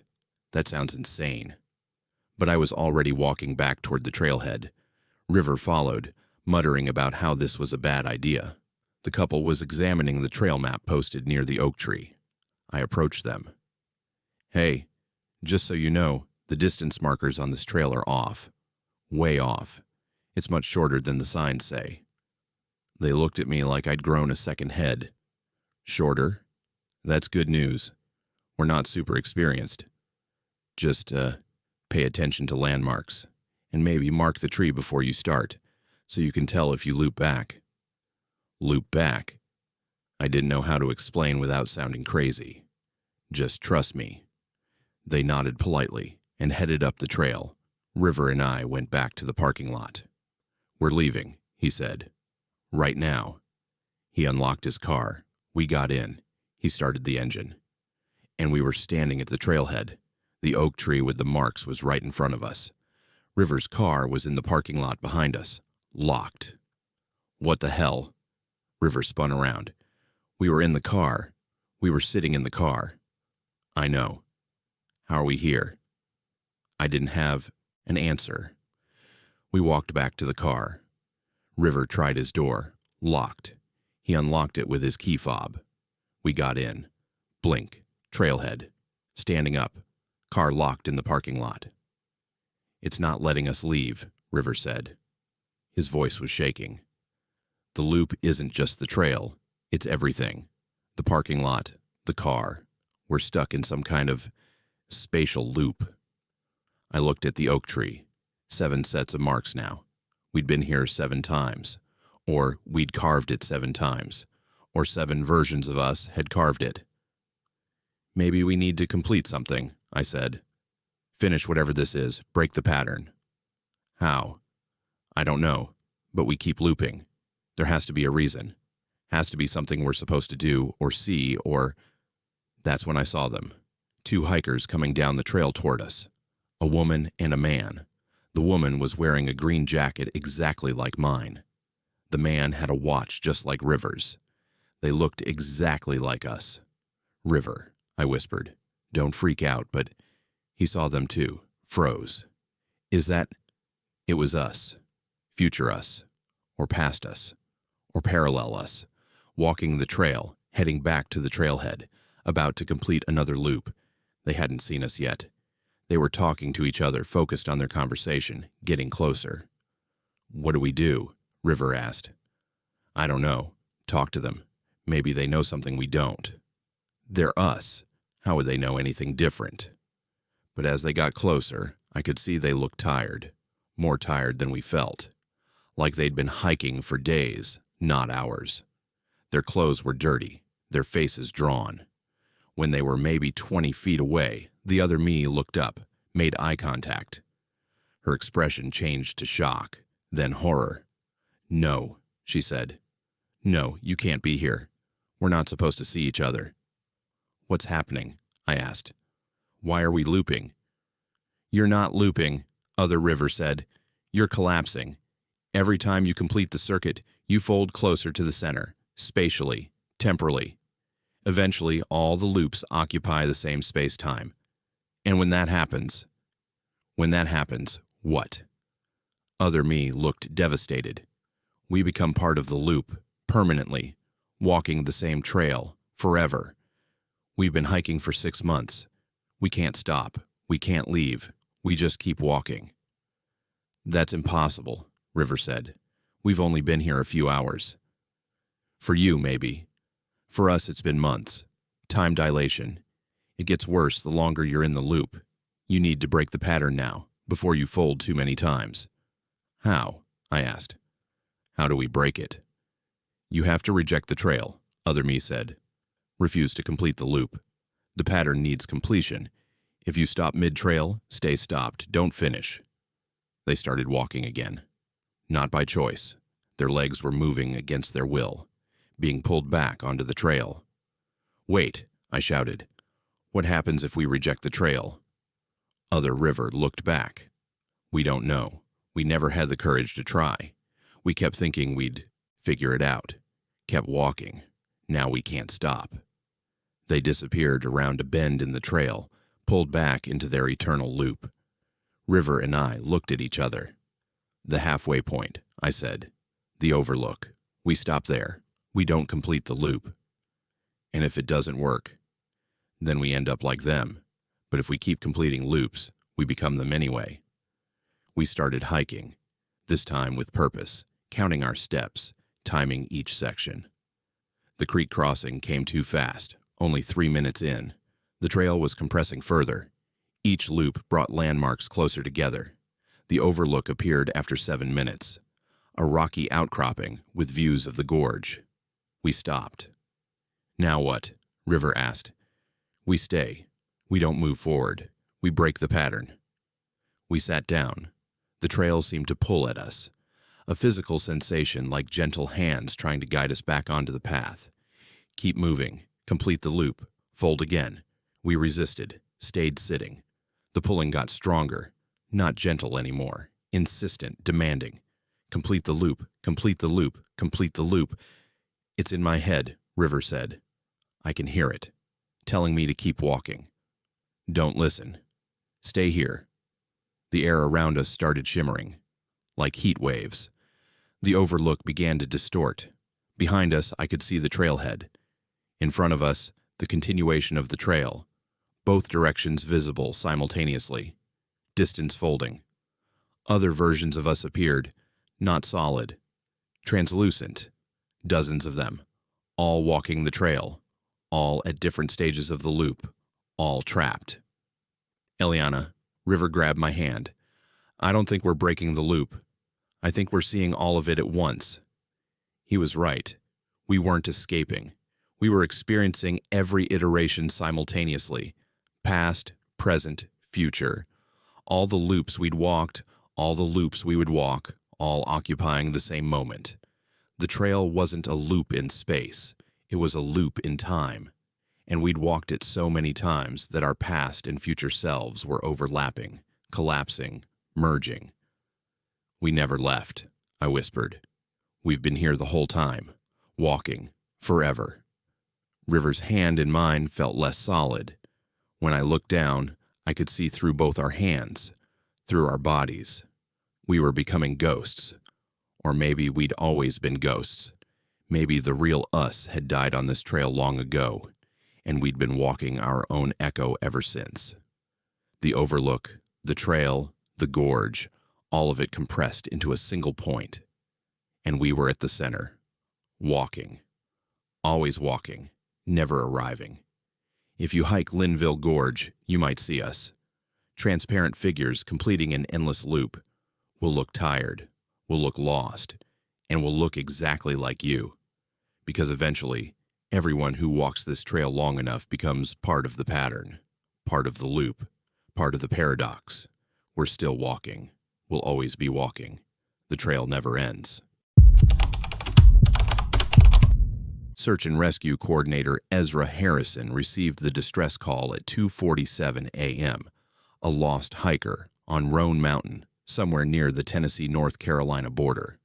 But when his team found the man sitting catatonic against a tree 12 hours later, the hiker refused to move and kept whispering, "Don't let it see you move." The team's radios began broadcasting their own voices from 10 minutes in the future, and that's when Ezra realized they weren't conducting a rescue anymore. They were walking into a trap that had already caught them. 12 years on mountain rescue. I'd seen everything: broken bones, hypothermia, dehydration, panic attacks, lost hikers who'd wandered miles off trail, experienced climbers who'd made one stupid mistake. I'd pulled people out of situations that should have killed them, and I'd recovered bodies from situations where no one could have survived. but I'd never had a rescue where the victim warned us to leave them behind. The call came through at 2:47 a.m. Male hiker, mid-30s, activated his emergency beacon on Roan Mountain. No voice communication, just the beacon signal and GPS coordinates. Standard protocol, assemble the team, gear up, head out at first light. We had 6 people for this one, me as coordinator plus Quinn, medic, Jordan, communications, Silas, technical rescue, Aaliyah, tracker, and Margot, logistics. Good team, experienced. We'd worked together for years. We started up the mountain at 6:15 a.m.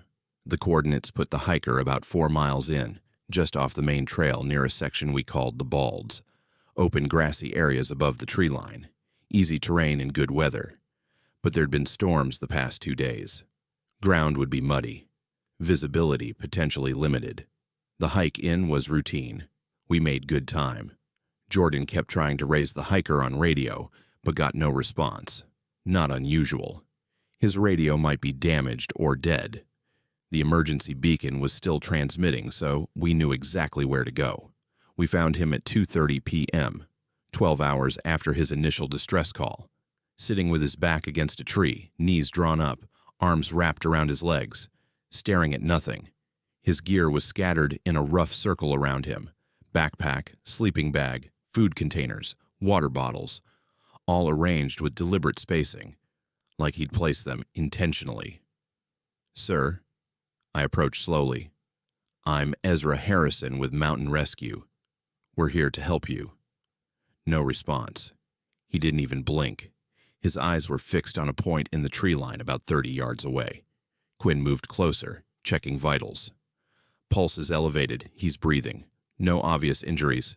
Possible shock or hypothermia. "Sir, can you hear me?" I knelt in front of him. "What's your name?" His mouth moved. A whisper so quiet I had to lean in to hear it. "Don't move. Don't move. Are you injured? Where does it hurt? Don't let it see you move." His eyes didn't shift, still staring at that point in the trees. "If you move, it knows you're alive." Quinn and I exchanged looks. Psychological break, probably. Exposure could do that. Fear, exhaustion. "It's okay," Quinn said, in her calm medic voice. "You're safe now.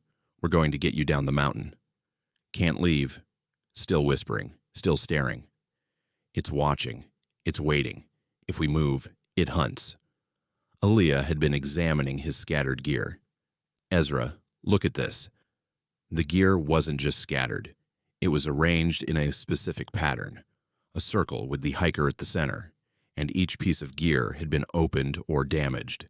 Backpack slashed, sleeping bag torn, food containers punctured, water bottles with holes. "Something destroyed his equipment," Aaliyah said. Methodically. This wasn't an animal. Animals would have eaten the food or taken it. This was systematic destruction. I scanned the tree line. Dense forest. Normal looking. Nothing moving. "Did you see what did this?" I asked the hiker. "Don't ask me questions. Don't make me talk. Sound attracts it." "What attracts it?" His eyes finally moved. Looked at me with an expression of pure terror. "You're not listening. Stop talking. Stop moving. It's already watching us." Jordan's radio crackled. Our standard check-in with base camp. But instead of base camp's voice, we heard Jordan's own voice coming through the speaker. "Base, this is Jordan. We've located the hiker. He's unresponsive and displaying signs of psychological trauma. We're going to need—" Jordan hadn't said that. Not yet. She was still reaching for her radio to make the transmission when her own voice came through, saying words she was about to say. She froze. We all froze. "What the hell was that?" Silas asked. Jordan's radio crackled again, this time Silas's voice. "What the hell was that?" The exact words he'd just spoken, broadcast back to us. "Check your timestamps," I said. Everyone pulled out their devices. The radio transmission had been time-stamped 2:43 p.m. Current time was 2:33 p.m., 10 minutes in the future. "Equipment malfunction," Quinn said. But she didn't sound convinced. The hiker started laughing. Quiet. Broken. Now you hear it. Now you know. It shows you what's going to happen. Shows you your own voice, your own death. 10 minutes ahead. Always 10 minutes ahead. My radio crackled. My own voice. Everyone stay together. Don't split up. Something is wrong with this rescue. I hadn't said that, but I was about to. Because everyone was starting to panic, starting to drift apart, and those were exactly the words forming in my mind. Turn off the radios, I said. All of them. Now. We killed the radios. Stood in silence. The hiker was watching us now. Lucid. Focused. You're trapped now, he said. Just like me. It knew you were coming. It always knows. That's how it hunts. Shows you your future. Shows you there's no escape. And then it waits for you to break. To run. To move fast. That's when it strikes. What is it? Aaliyah asked. I don't know. I never saw it clearly. Just shapes. Movement. It was here when I arrived yesterday. Started showing me things.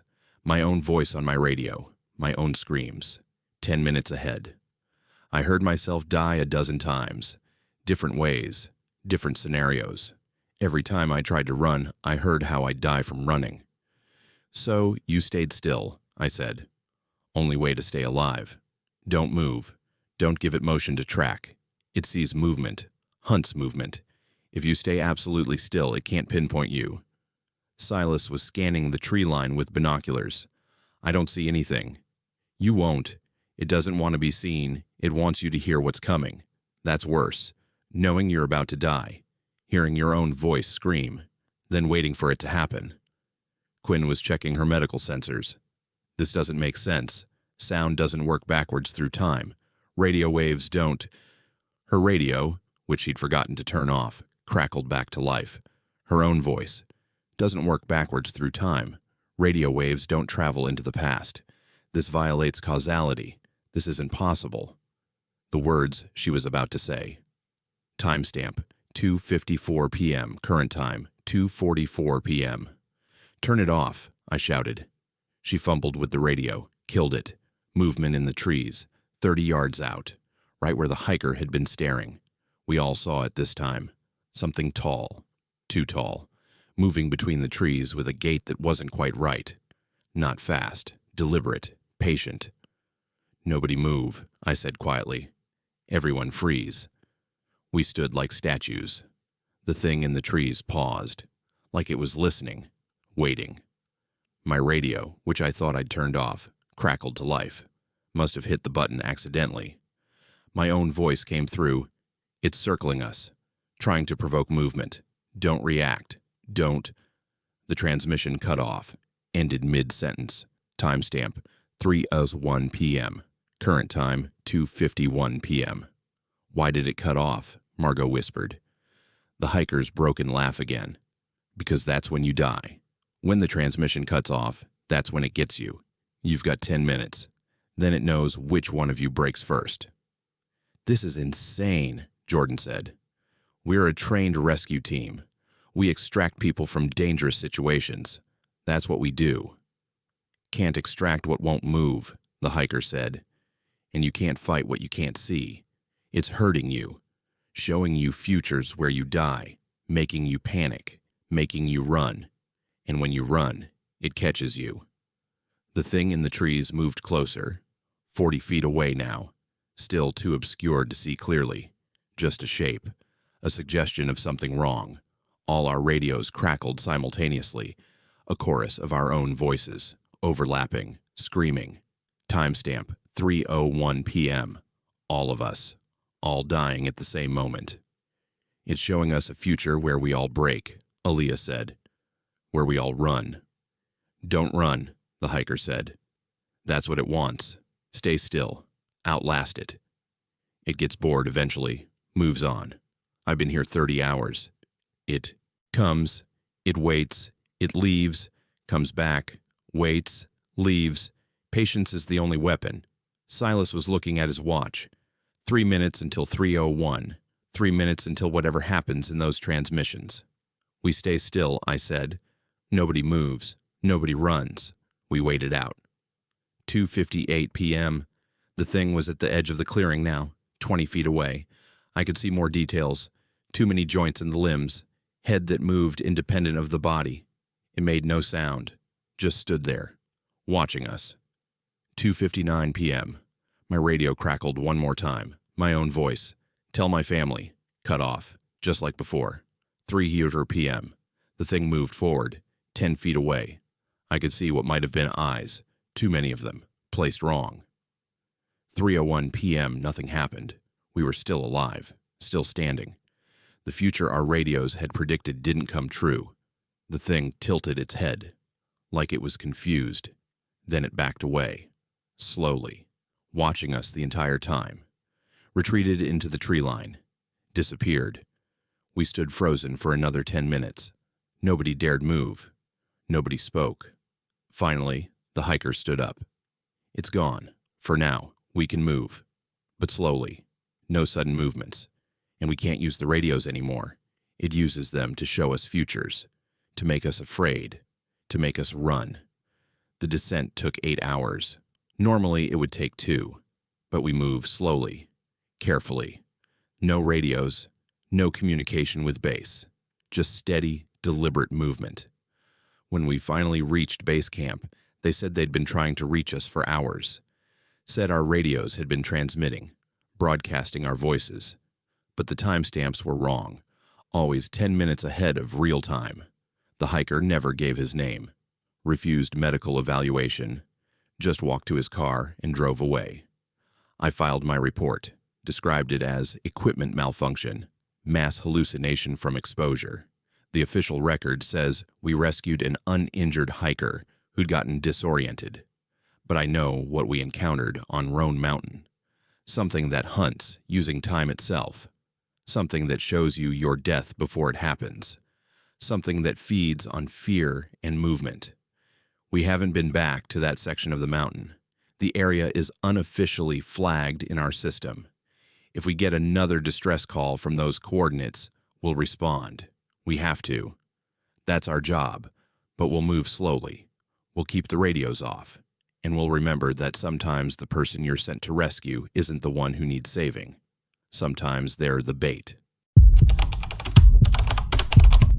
Julian felt his body temperature dropping on Grandfather Mountain and watched with horrified clarity as his own hands began removing his jacket, paradoxical undressing, the final stage of hypothermia, while his conscious mind screamed at his limbs to stop. Crawling toward a hollow tree he couldn't control reaching, he saw what was already inside. 17 other bodies in the exact same position, all wearing the same expression of aware helplessness. The thing about hypothermia is that you know what's happening.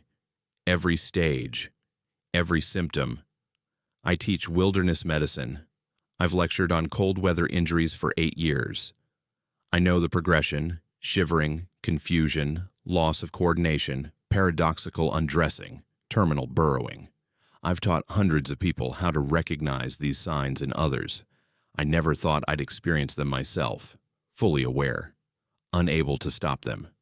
It started with a stupid mistake, solo winter hike on Grandfather Mountain in North Carolina. I'd done this route a dozen times, but I'd checked the weather wrong, looked at the forecast for the wrong date. Instead of the mild afternoon I expected, I walked into a temperature drop. 38 degrees when I started, 22 degrees an hour later, wind chill making it feel like 10. I was dressed for autumn, not winter. Light jacket, no thermal layers. By the time I realized my mistake, I was 3 miles in. Smart move would have been turning back immediately.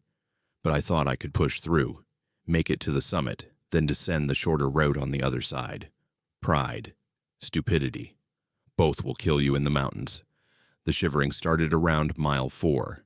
Violent, uncontrollable shaking, my body trying to generate heat. I knew what this meant. Core temperature dropping below 95 degrees. Stage 1 hypothermia. Still manageable if I got warm soon. But I was 2 miles from the summit, 3 miles from the car. No shelter nearby. The smart thing would have been emergency bivouac. Find a protected spot, wrap up in my emergency blanket, wait for my body to stabilize. but the emergency blanket was in the gear pocket I'd left in the car. Weight-saving decision that was now going to kill me. I kept hiking. Movement generates heat. That's what I told myself. Keep moving. Get to the summit. There's an emergency shelter there. Old stone structure. Get inside. Get warm. The confusion started at mile 5. I caught myself walking in circles. I'd passed the same rock formation twice, not understanding why. My thoughts were getting muddy. Hard to focus. Hard to plan ahead. I knew this symptom too. Stage 2 hypothermia. Core temperature in the low 90s.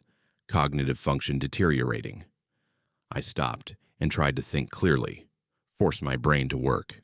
I needed to make a plan. A real plan. Not keep stumbling forward, hoping things would work out. But my thoughts wouldn't connect properly.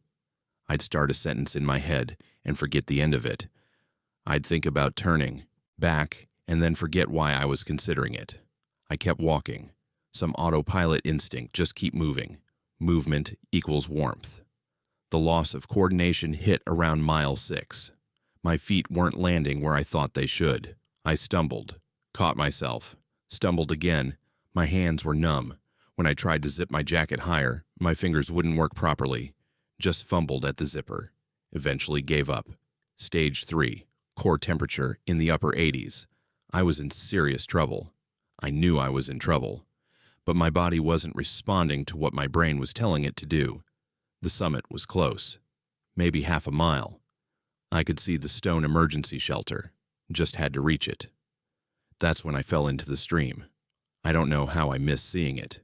Maybe the confusion, maybe the coordination problems. But suddenly I was lying in icy water, soaked to the chest. The cold hit like electricity. Shocking. Absolute. I pulled myself out. Tried to.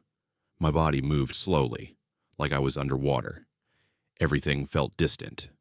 I managed to crawl onto the bank. Lay there trying to understand what had happened. Wet. I was wet. That was bad. Water conducts heat away from the body 25 times faster than air. I knew that. I taught that. But my brain couldn't figure out what to do about it. I stood up, started walking again, toward the shelter. Had to reach the shelter. But I was so hot. Burning up. My jacket felt suffocating, constricting. I needed it off, needed to cool down. No. That's wrong. I'm cold. I'm hypothermic. I need to stay warm. But my hands were already pulling at my jacket, unzipping it, shrugging it off my shoulders. I tried to stop them, tried to tell my hands to stop, but they wouldn't listen. They kept moving, independent of my will, like they belonged to someone else. The jacket fell to the ground. Immediately I felt better, cooler. The burning sensation faded. No, this is paradoxical undressing. Stage 4. Core temperature below 86 degrees. This is the stage where people are found frozen to death, naked, because their body's thermoregulation failed and they felt hot instead of cold. I know this. I'm aware of what's happening, but I can't stop it. My hands moved to my shirt, started unbuttoning it. Stop. I'm screaming at my own body. Stop undoing the shirt. The shirt came off. Then the thermal undershirt. My torso was bare. The air felt good against my skin. Comfortable. I was going to die. Right here. I'd freeze to death knowing exactly what was happening, unable to stop it. My legs started moving again, not toward the shelter anymore, toward a cluster of trees downslope, specifically toward a large oak with a hollow at its base. A dark opening. Protected. Safe. No. Not safe. This is terminal burrowing, the final stage, when hypothermia victims crawl into small enclosed spaces. Primitive instinct. Dying animals seeking a den. Don't go to the tree. Don't crawl into the hollow. People who do that don't come out. But my body wasn't listening. It dropped to hands and knees. Started crawling toward the tree. I was a passenger in my own body, watching myself die, unable to intervene. The hollow was larger than it looked from outside. My hands cleared away leaves at the entrance. Then I was crawling in. The space was tight, confined, dark, and occupied. I saw the first body in the dim light filtering through the entrance. A man, middle-aged, curled in fetal position, dead, frozen. His face was wrong, not peaceful or in pain. It was aware, eyes wide open, expression of horror mixed with understanding. Beyond him, another body, a woman, same position, same expression. My hands kept pulling me deeper into the hollow, against a wall of bodies. I counted them as I crawled past. 5, 8, 12, 17. 17 people had crawled into this hollow and died here, all in the same fetal position, all with that same awful expression of horrified awareness. I was going to be number 18. My body curled into position, knees to chest, arms wrapped around legs, fitting into the only remaining space in the hollow. The bodies around me were cold, hard, like ice sculptures. But their eyes, all of them had their eyes open, all watching me, not dead eyes, aware eyes, because they'd all experienced what I was experiencing. Conscious hypothermia, knowing every stage, unable to stop it, watching their own bodies follow the textbook progression into death. The man next to me was fresh, recent. His skin wasn't fully frozen yet, and his mouth moved slightly, trying to speak. Can't stop it. His voice was barely a whisper. Awake. The whole time. He was still alive, barely, frozen but conscious, trapped in a body that had already shut down. How long? I managed to ask, my own voice sounding distant. Days. Weeks. Don't know. Can't move. Can't warm up. Just aware. The woman beyond him made a sound. She was alive too. They were all alive, all 17 of them. Frozen, conscious, trapped in the terminal stage of hypothermia indefinitely. The hollow, the man whispered. Something wrong with it. Keeps us at the edge, not dead, not alive, just cold. My body finished positioning itself. Fetal position, locked. I tried to move my hand, couldn't. Tried to stand, couldn't. My muscles had stopped responding entirely. My core temperature had dropped below 80 degrees. Cardiac arrest should happen soon, death within minutes. But it didn't come. I stayed aware, conscious, frozen, but thinking. The hollow was doing something to us, keeping us in this state, this awful in-between, unable to die, unable to warm, just trapped in the final moment of hypothermia. Forever. I tried to scream. My mouth wouldn't open. Tried to move any muscle. Nothing responded. I was a mind locked in frozen flesh, surrounded by 17 others experiencing the same horror. Time stopped meaning anything. Minutes or hours or days passed. I couldn't tell. The light threw, the entrance changed. Day became night, became day. The seasons shifted. Snow covered the entrance, then melted. Leaves fell, grew back, fell again. We remained. Aware, frozen, watching each other with open eyes that couldn't close. Sometimes people passed by outside. Hikers. We could hear them, see their shadows, but we couldn't call out, couldn't signal. Just watch them walk past our hollow, past our prison. Once, a hiker poked his head into the entrance, saw us, screamed, ran. We heard him later talking to rangers, describing what he'd found. The rangers came, looked in, saw the bodies. Hypothermia victims, one said.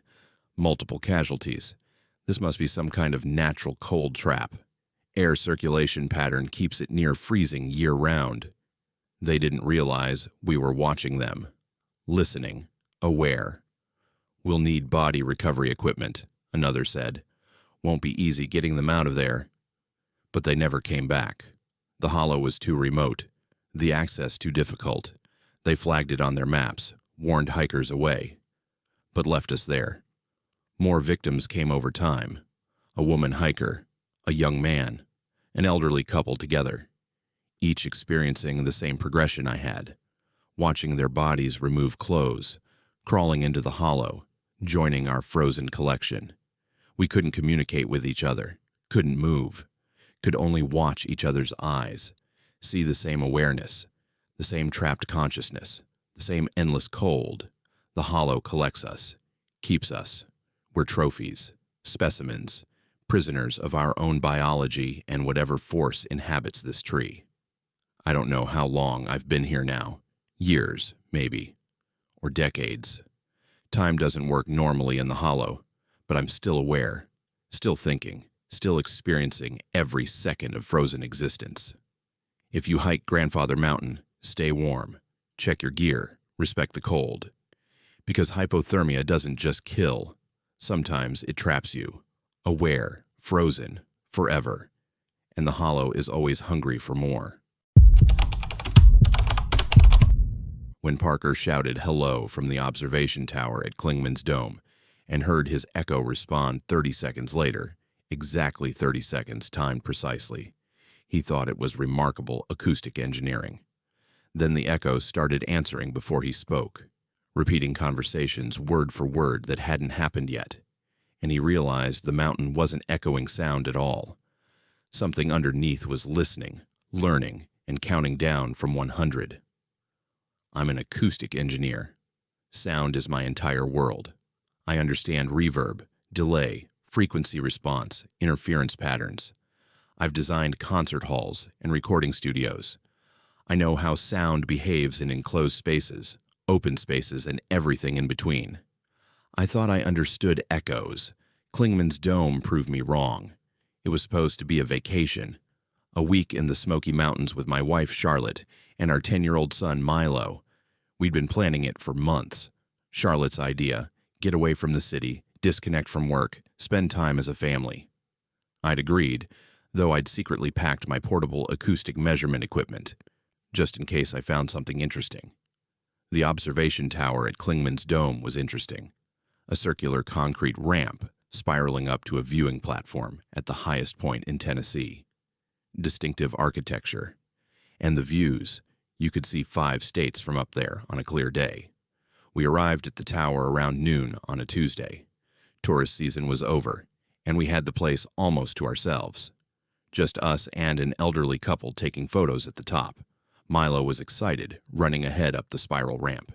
"Dad, there's an echo up here. Listen," he shouted. "Hello!" His voice bounced back. "Hello. Hello. Hello." Standard echo. Nothing unusual. Sound reflecting off the surrounding peaks and trees. But I'm an acoustic engineer. I can't help analyzing these things. I pulled out my phone and opened my sound analysis app. "Milo, do it again. I want to measure something." He grinned. Always loved helping with my work. "Hello?" I watched the waveform display. The initial shout, then the echo return. I timed it. 30 seconds. Exactly 30 seconds. That was strange. Echoes depend on distance to the reflecting surface. Sound travels at roughly 1,125 feet per second at this altitude and temperature. For a 30-second delay, the reflecting surface would need to be, I did the math in my head, over 6 miles away. But we were surrounded by mountains, much closer than that. The echo should have returned in under 5 seconds. "Do it again," I said. "Hello." 30 seconds. Exactly. Down to the millisecond according to my app. Charlotte noticed my expression. "What's wrong?" "The timing is too precise. Echoes vary slightly based on temperature, air pressure, humidity, but this is exactly 30 seconds. 3 times in a row." "Maybe it's bouncing off something specific." "Maybe." The elderly couple left, heading back down the ramp. We were alone, on the observation deck now. "Milo, say something different. A whole sentence." He thought for a moment. "My name is Milo, and I'm 10 years old." We waited. 30 seconds exactly. Then his voice came back. "My name is Milo, and I'm 10 years old." Perfect reproduction. No distortion, no degradation. Like a recording being played back. I checked my equipment readings. This wasn't normal echo behavior. Normal echoes lose clarity over distance. This was perfect. "That's so cool," Milo said. It's like the mountain is recording me. It does seem like that, I said slowly. Charlotte was getting that look, the one that said I was falling into work mode during family time. Parker, can we just enjoy the view, please? Right, sorry. Yes, let's take some photos. But I couldn't stop thinking about it. 30 seconds. Perfect reproduction. No physical explanation. Milo was already testing it again. Charlotte and Parker are my parents. We waited. 30 seconds. Charlotte and Parker are my parents. Then, immediately after, before any of us had spoken, this is amazing. How is it doing that? But Milo hadn't said that yet. His mouth was open, about to speak, and then he said it. This is amazing. How is it doing that? Word for word. Exactly what the echo had just predicted. Charlotte and I stared at each other. Did that just... she started. The echo came before he spoke, I said. That's impossible. Maybe we misheard the timing. I checked my app. No, the echo had definitely preceded Milo's statement by about 2 seconds. Milo, don't say anything, I said. Just stay quiet. We waited. 30 seconds of silence. Then Milo's voice echoed back. Why is it predicting what I'm going to say? Milo's eyes went wide. I was going to ask that. I was literally about to say those exact words. Okay, this is officially creepy, Charlotte said. We should go. But I was fascinated. Terrified, but fascinated. This violates causality. Sound can't travel backward through time. The echo shouldn't know what we're going to say before we say it. The echo spoke again, my voice. This violates causality. Sound can't travel backward through time. The echo shouldn't know what we're going to say before we say it. The words I'd just spoken. 30 seconds delayed. Normal echo behavior. Then Charlotte's voice. Parker, I really think we should leave now. Charlotte hadn't said that, but her expression told me she was thinking it. She looked at me. That's exactly what I was about to say. It's learning our patterns, I said. Predicting what we'll say based on context and... My own voice interrupted me, echoing from the peaks. It's learning our patterns. Predicting what we'll say based on context and previous statements. This isn't acoustic reflection. This is intelligence. I'd been about to say that. Exactly that. Milo grabbed Charlotte's hand. Mom, I don't like this. 30 seconds of silence. Then a new voice echoed back. Not ours. Deeper. Older. Speaking. In a language that wasn't quite English, but I somehow understood. 100. What was that? Charlotte whispered. 99.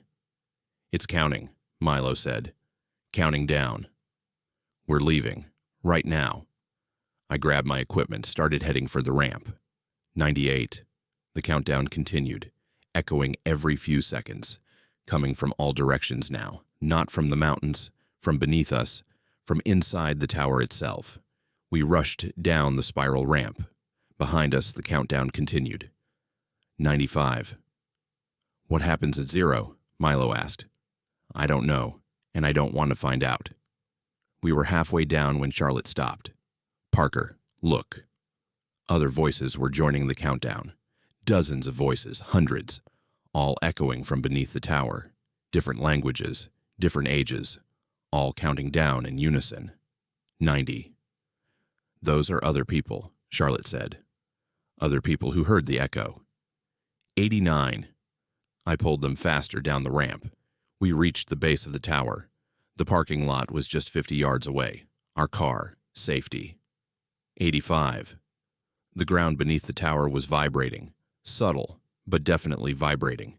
Like something massive was moving underneath. We ran for the car. I fumbled with the keys. Got the doors unlocked. We piled in. 80. Drive, Charlotte shouted. I started the engine, put it in reverse, backed out of the parking space. 79. The countdown was coming from the car radio now, even though it was turned off. I drove, fast, down the access road, away from the tower. The countdown continued from the radio, then from our phones, then from Milo's portable game device. 70. It's in everything electronic, I said. It's using our devices. What is it? Charlotte asked. I don't know. Something that communicates through sound, through echoes. Something that's been under that mountain, waiting for people to talk to it. 65. Why is it counting down? Milo asked from the back seat. Maybe it's not counting down, I said. Maybe it's counting up, counting how many people have heard it, how many voices it's collected. 60. We were miles away now, heading down the mountain. The countdown continued from every electronic device in the car. 59. Charlotte pulled out her phone. I'm calling the Park Service, warning them. She dialed. The phone connected, but instead of a ranger answering, the countdown came through. 55. It's blocking calls, she said.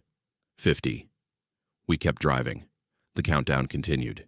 Every device, every speaker, following us. By the time we reached our hotel room 30 miles away, the count was at 37. We tried to tell people, the hotel staff, other guests.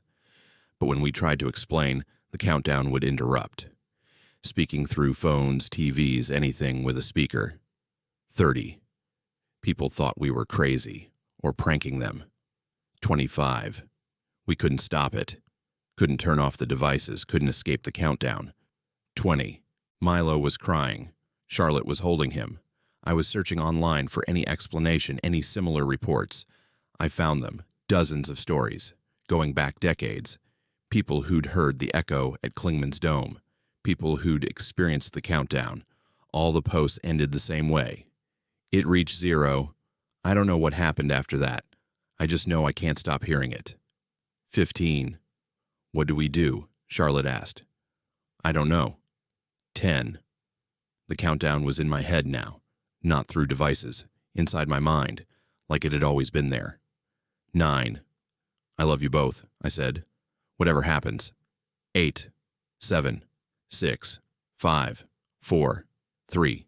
2. 1. 0. Silence. Complete silence. No countdown. No echoes. Nothing. And then we heard it. All three of us. Not through devices. Not through the air. From inside our minds. A voice. Ancient. Patient. Speaking directly into our consciousness. Thank you for listening. Thank you for calling out. Thank you for adding your voices to the collection. You are now part of the mountain. Part of the echo. You will call to others. You will make them speak. You will make them count down. And when they reach 0, they will join us. Forever echoing. Forever calling. Forever part of Klingman's Dome. That was 6 months ago. We still hear it. Every day. Every night. The countdown starts randomly. In our heads. We can't control it.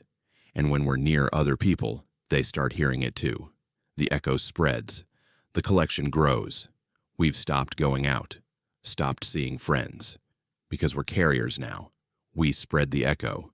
We make others count down. If you visited Klingman's Dome, if you've shouted from the observation tower, if you've heard your voice echo back after exactly 30 seconds, you're part of it now. The countdown has already started in your mind. You just haven't noticed yet. Listen carefully. In the quiet moments, you'll hear it. Counting. Always counting. And when it reaches 0, you'll join us. Part of the mountain. Part of the echo. Forever. If this story sent chills down your spine, you need to subscribe to Haunted Fears right now. Hit that subscribe button and turn on notifications, because the mountains hold secrets that are waiting to be told. Drop a comment below telling us if you've ever heard an echo that didn't sound quite right. The next story might be about your experience. Don't miss it. Subscribe to Haunted Fears today.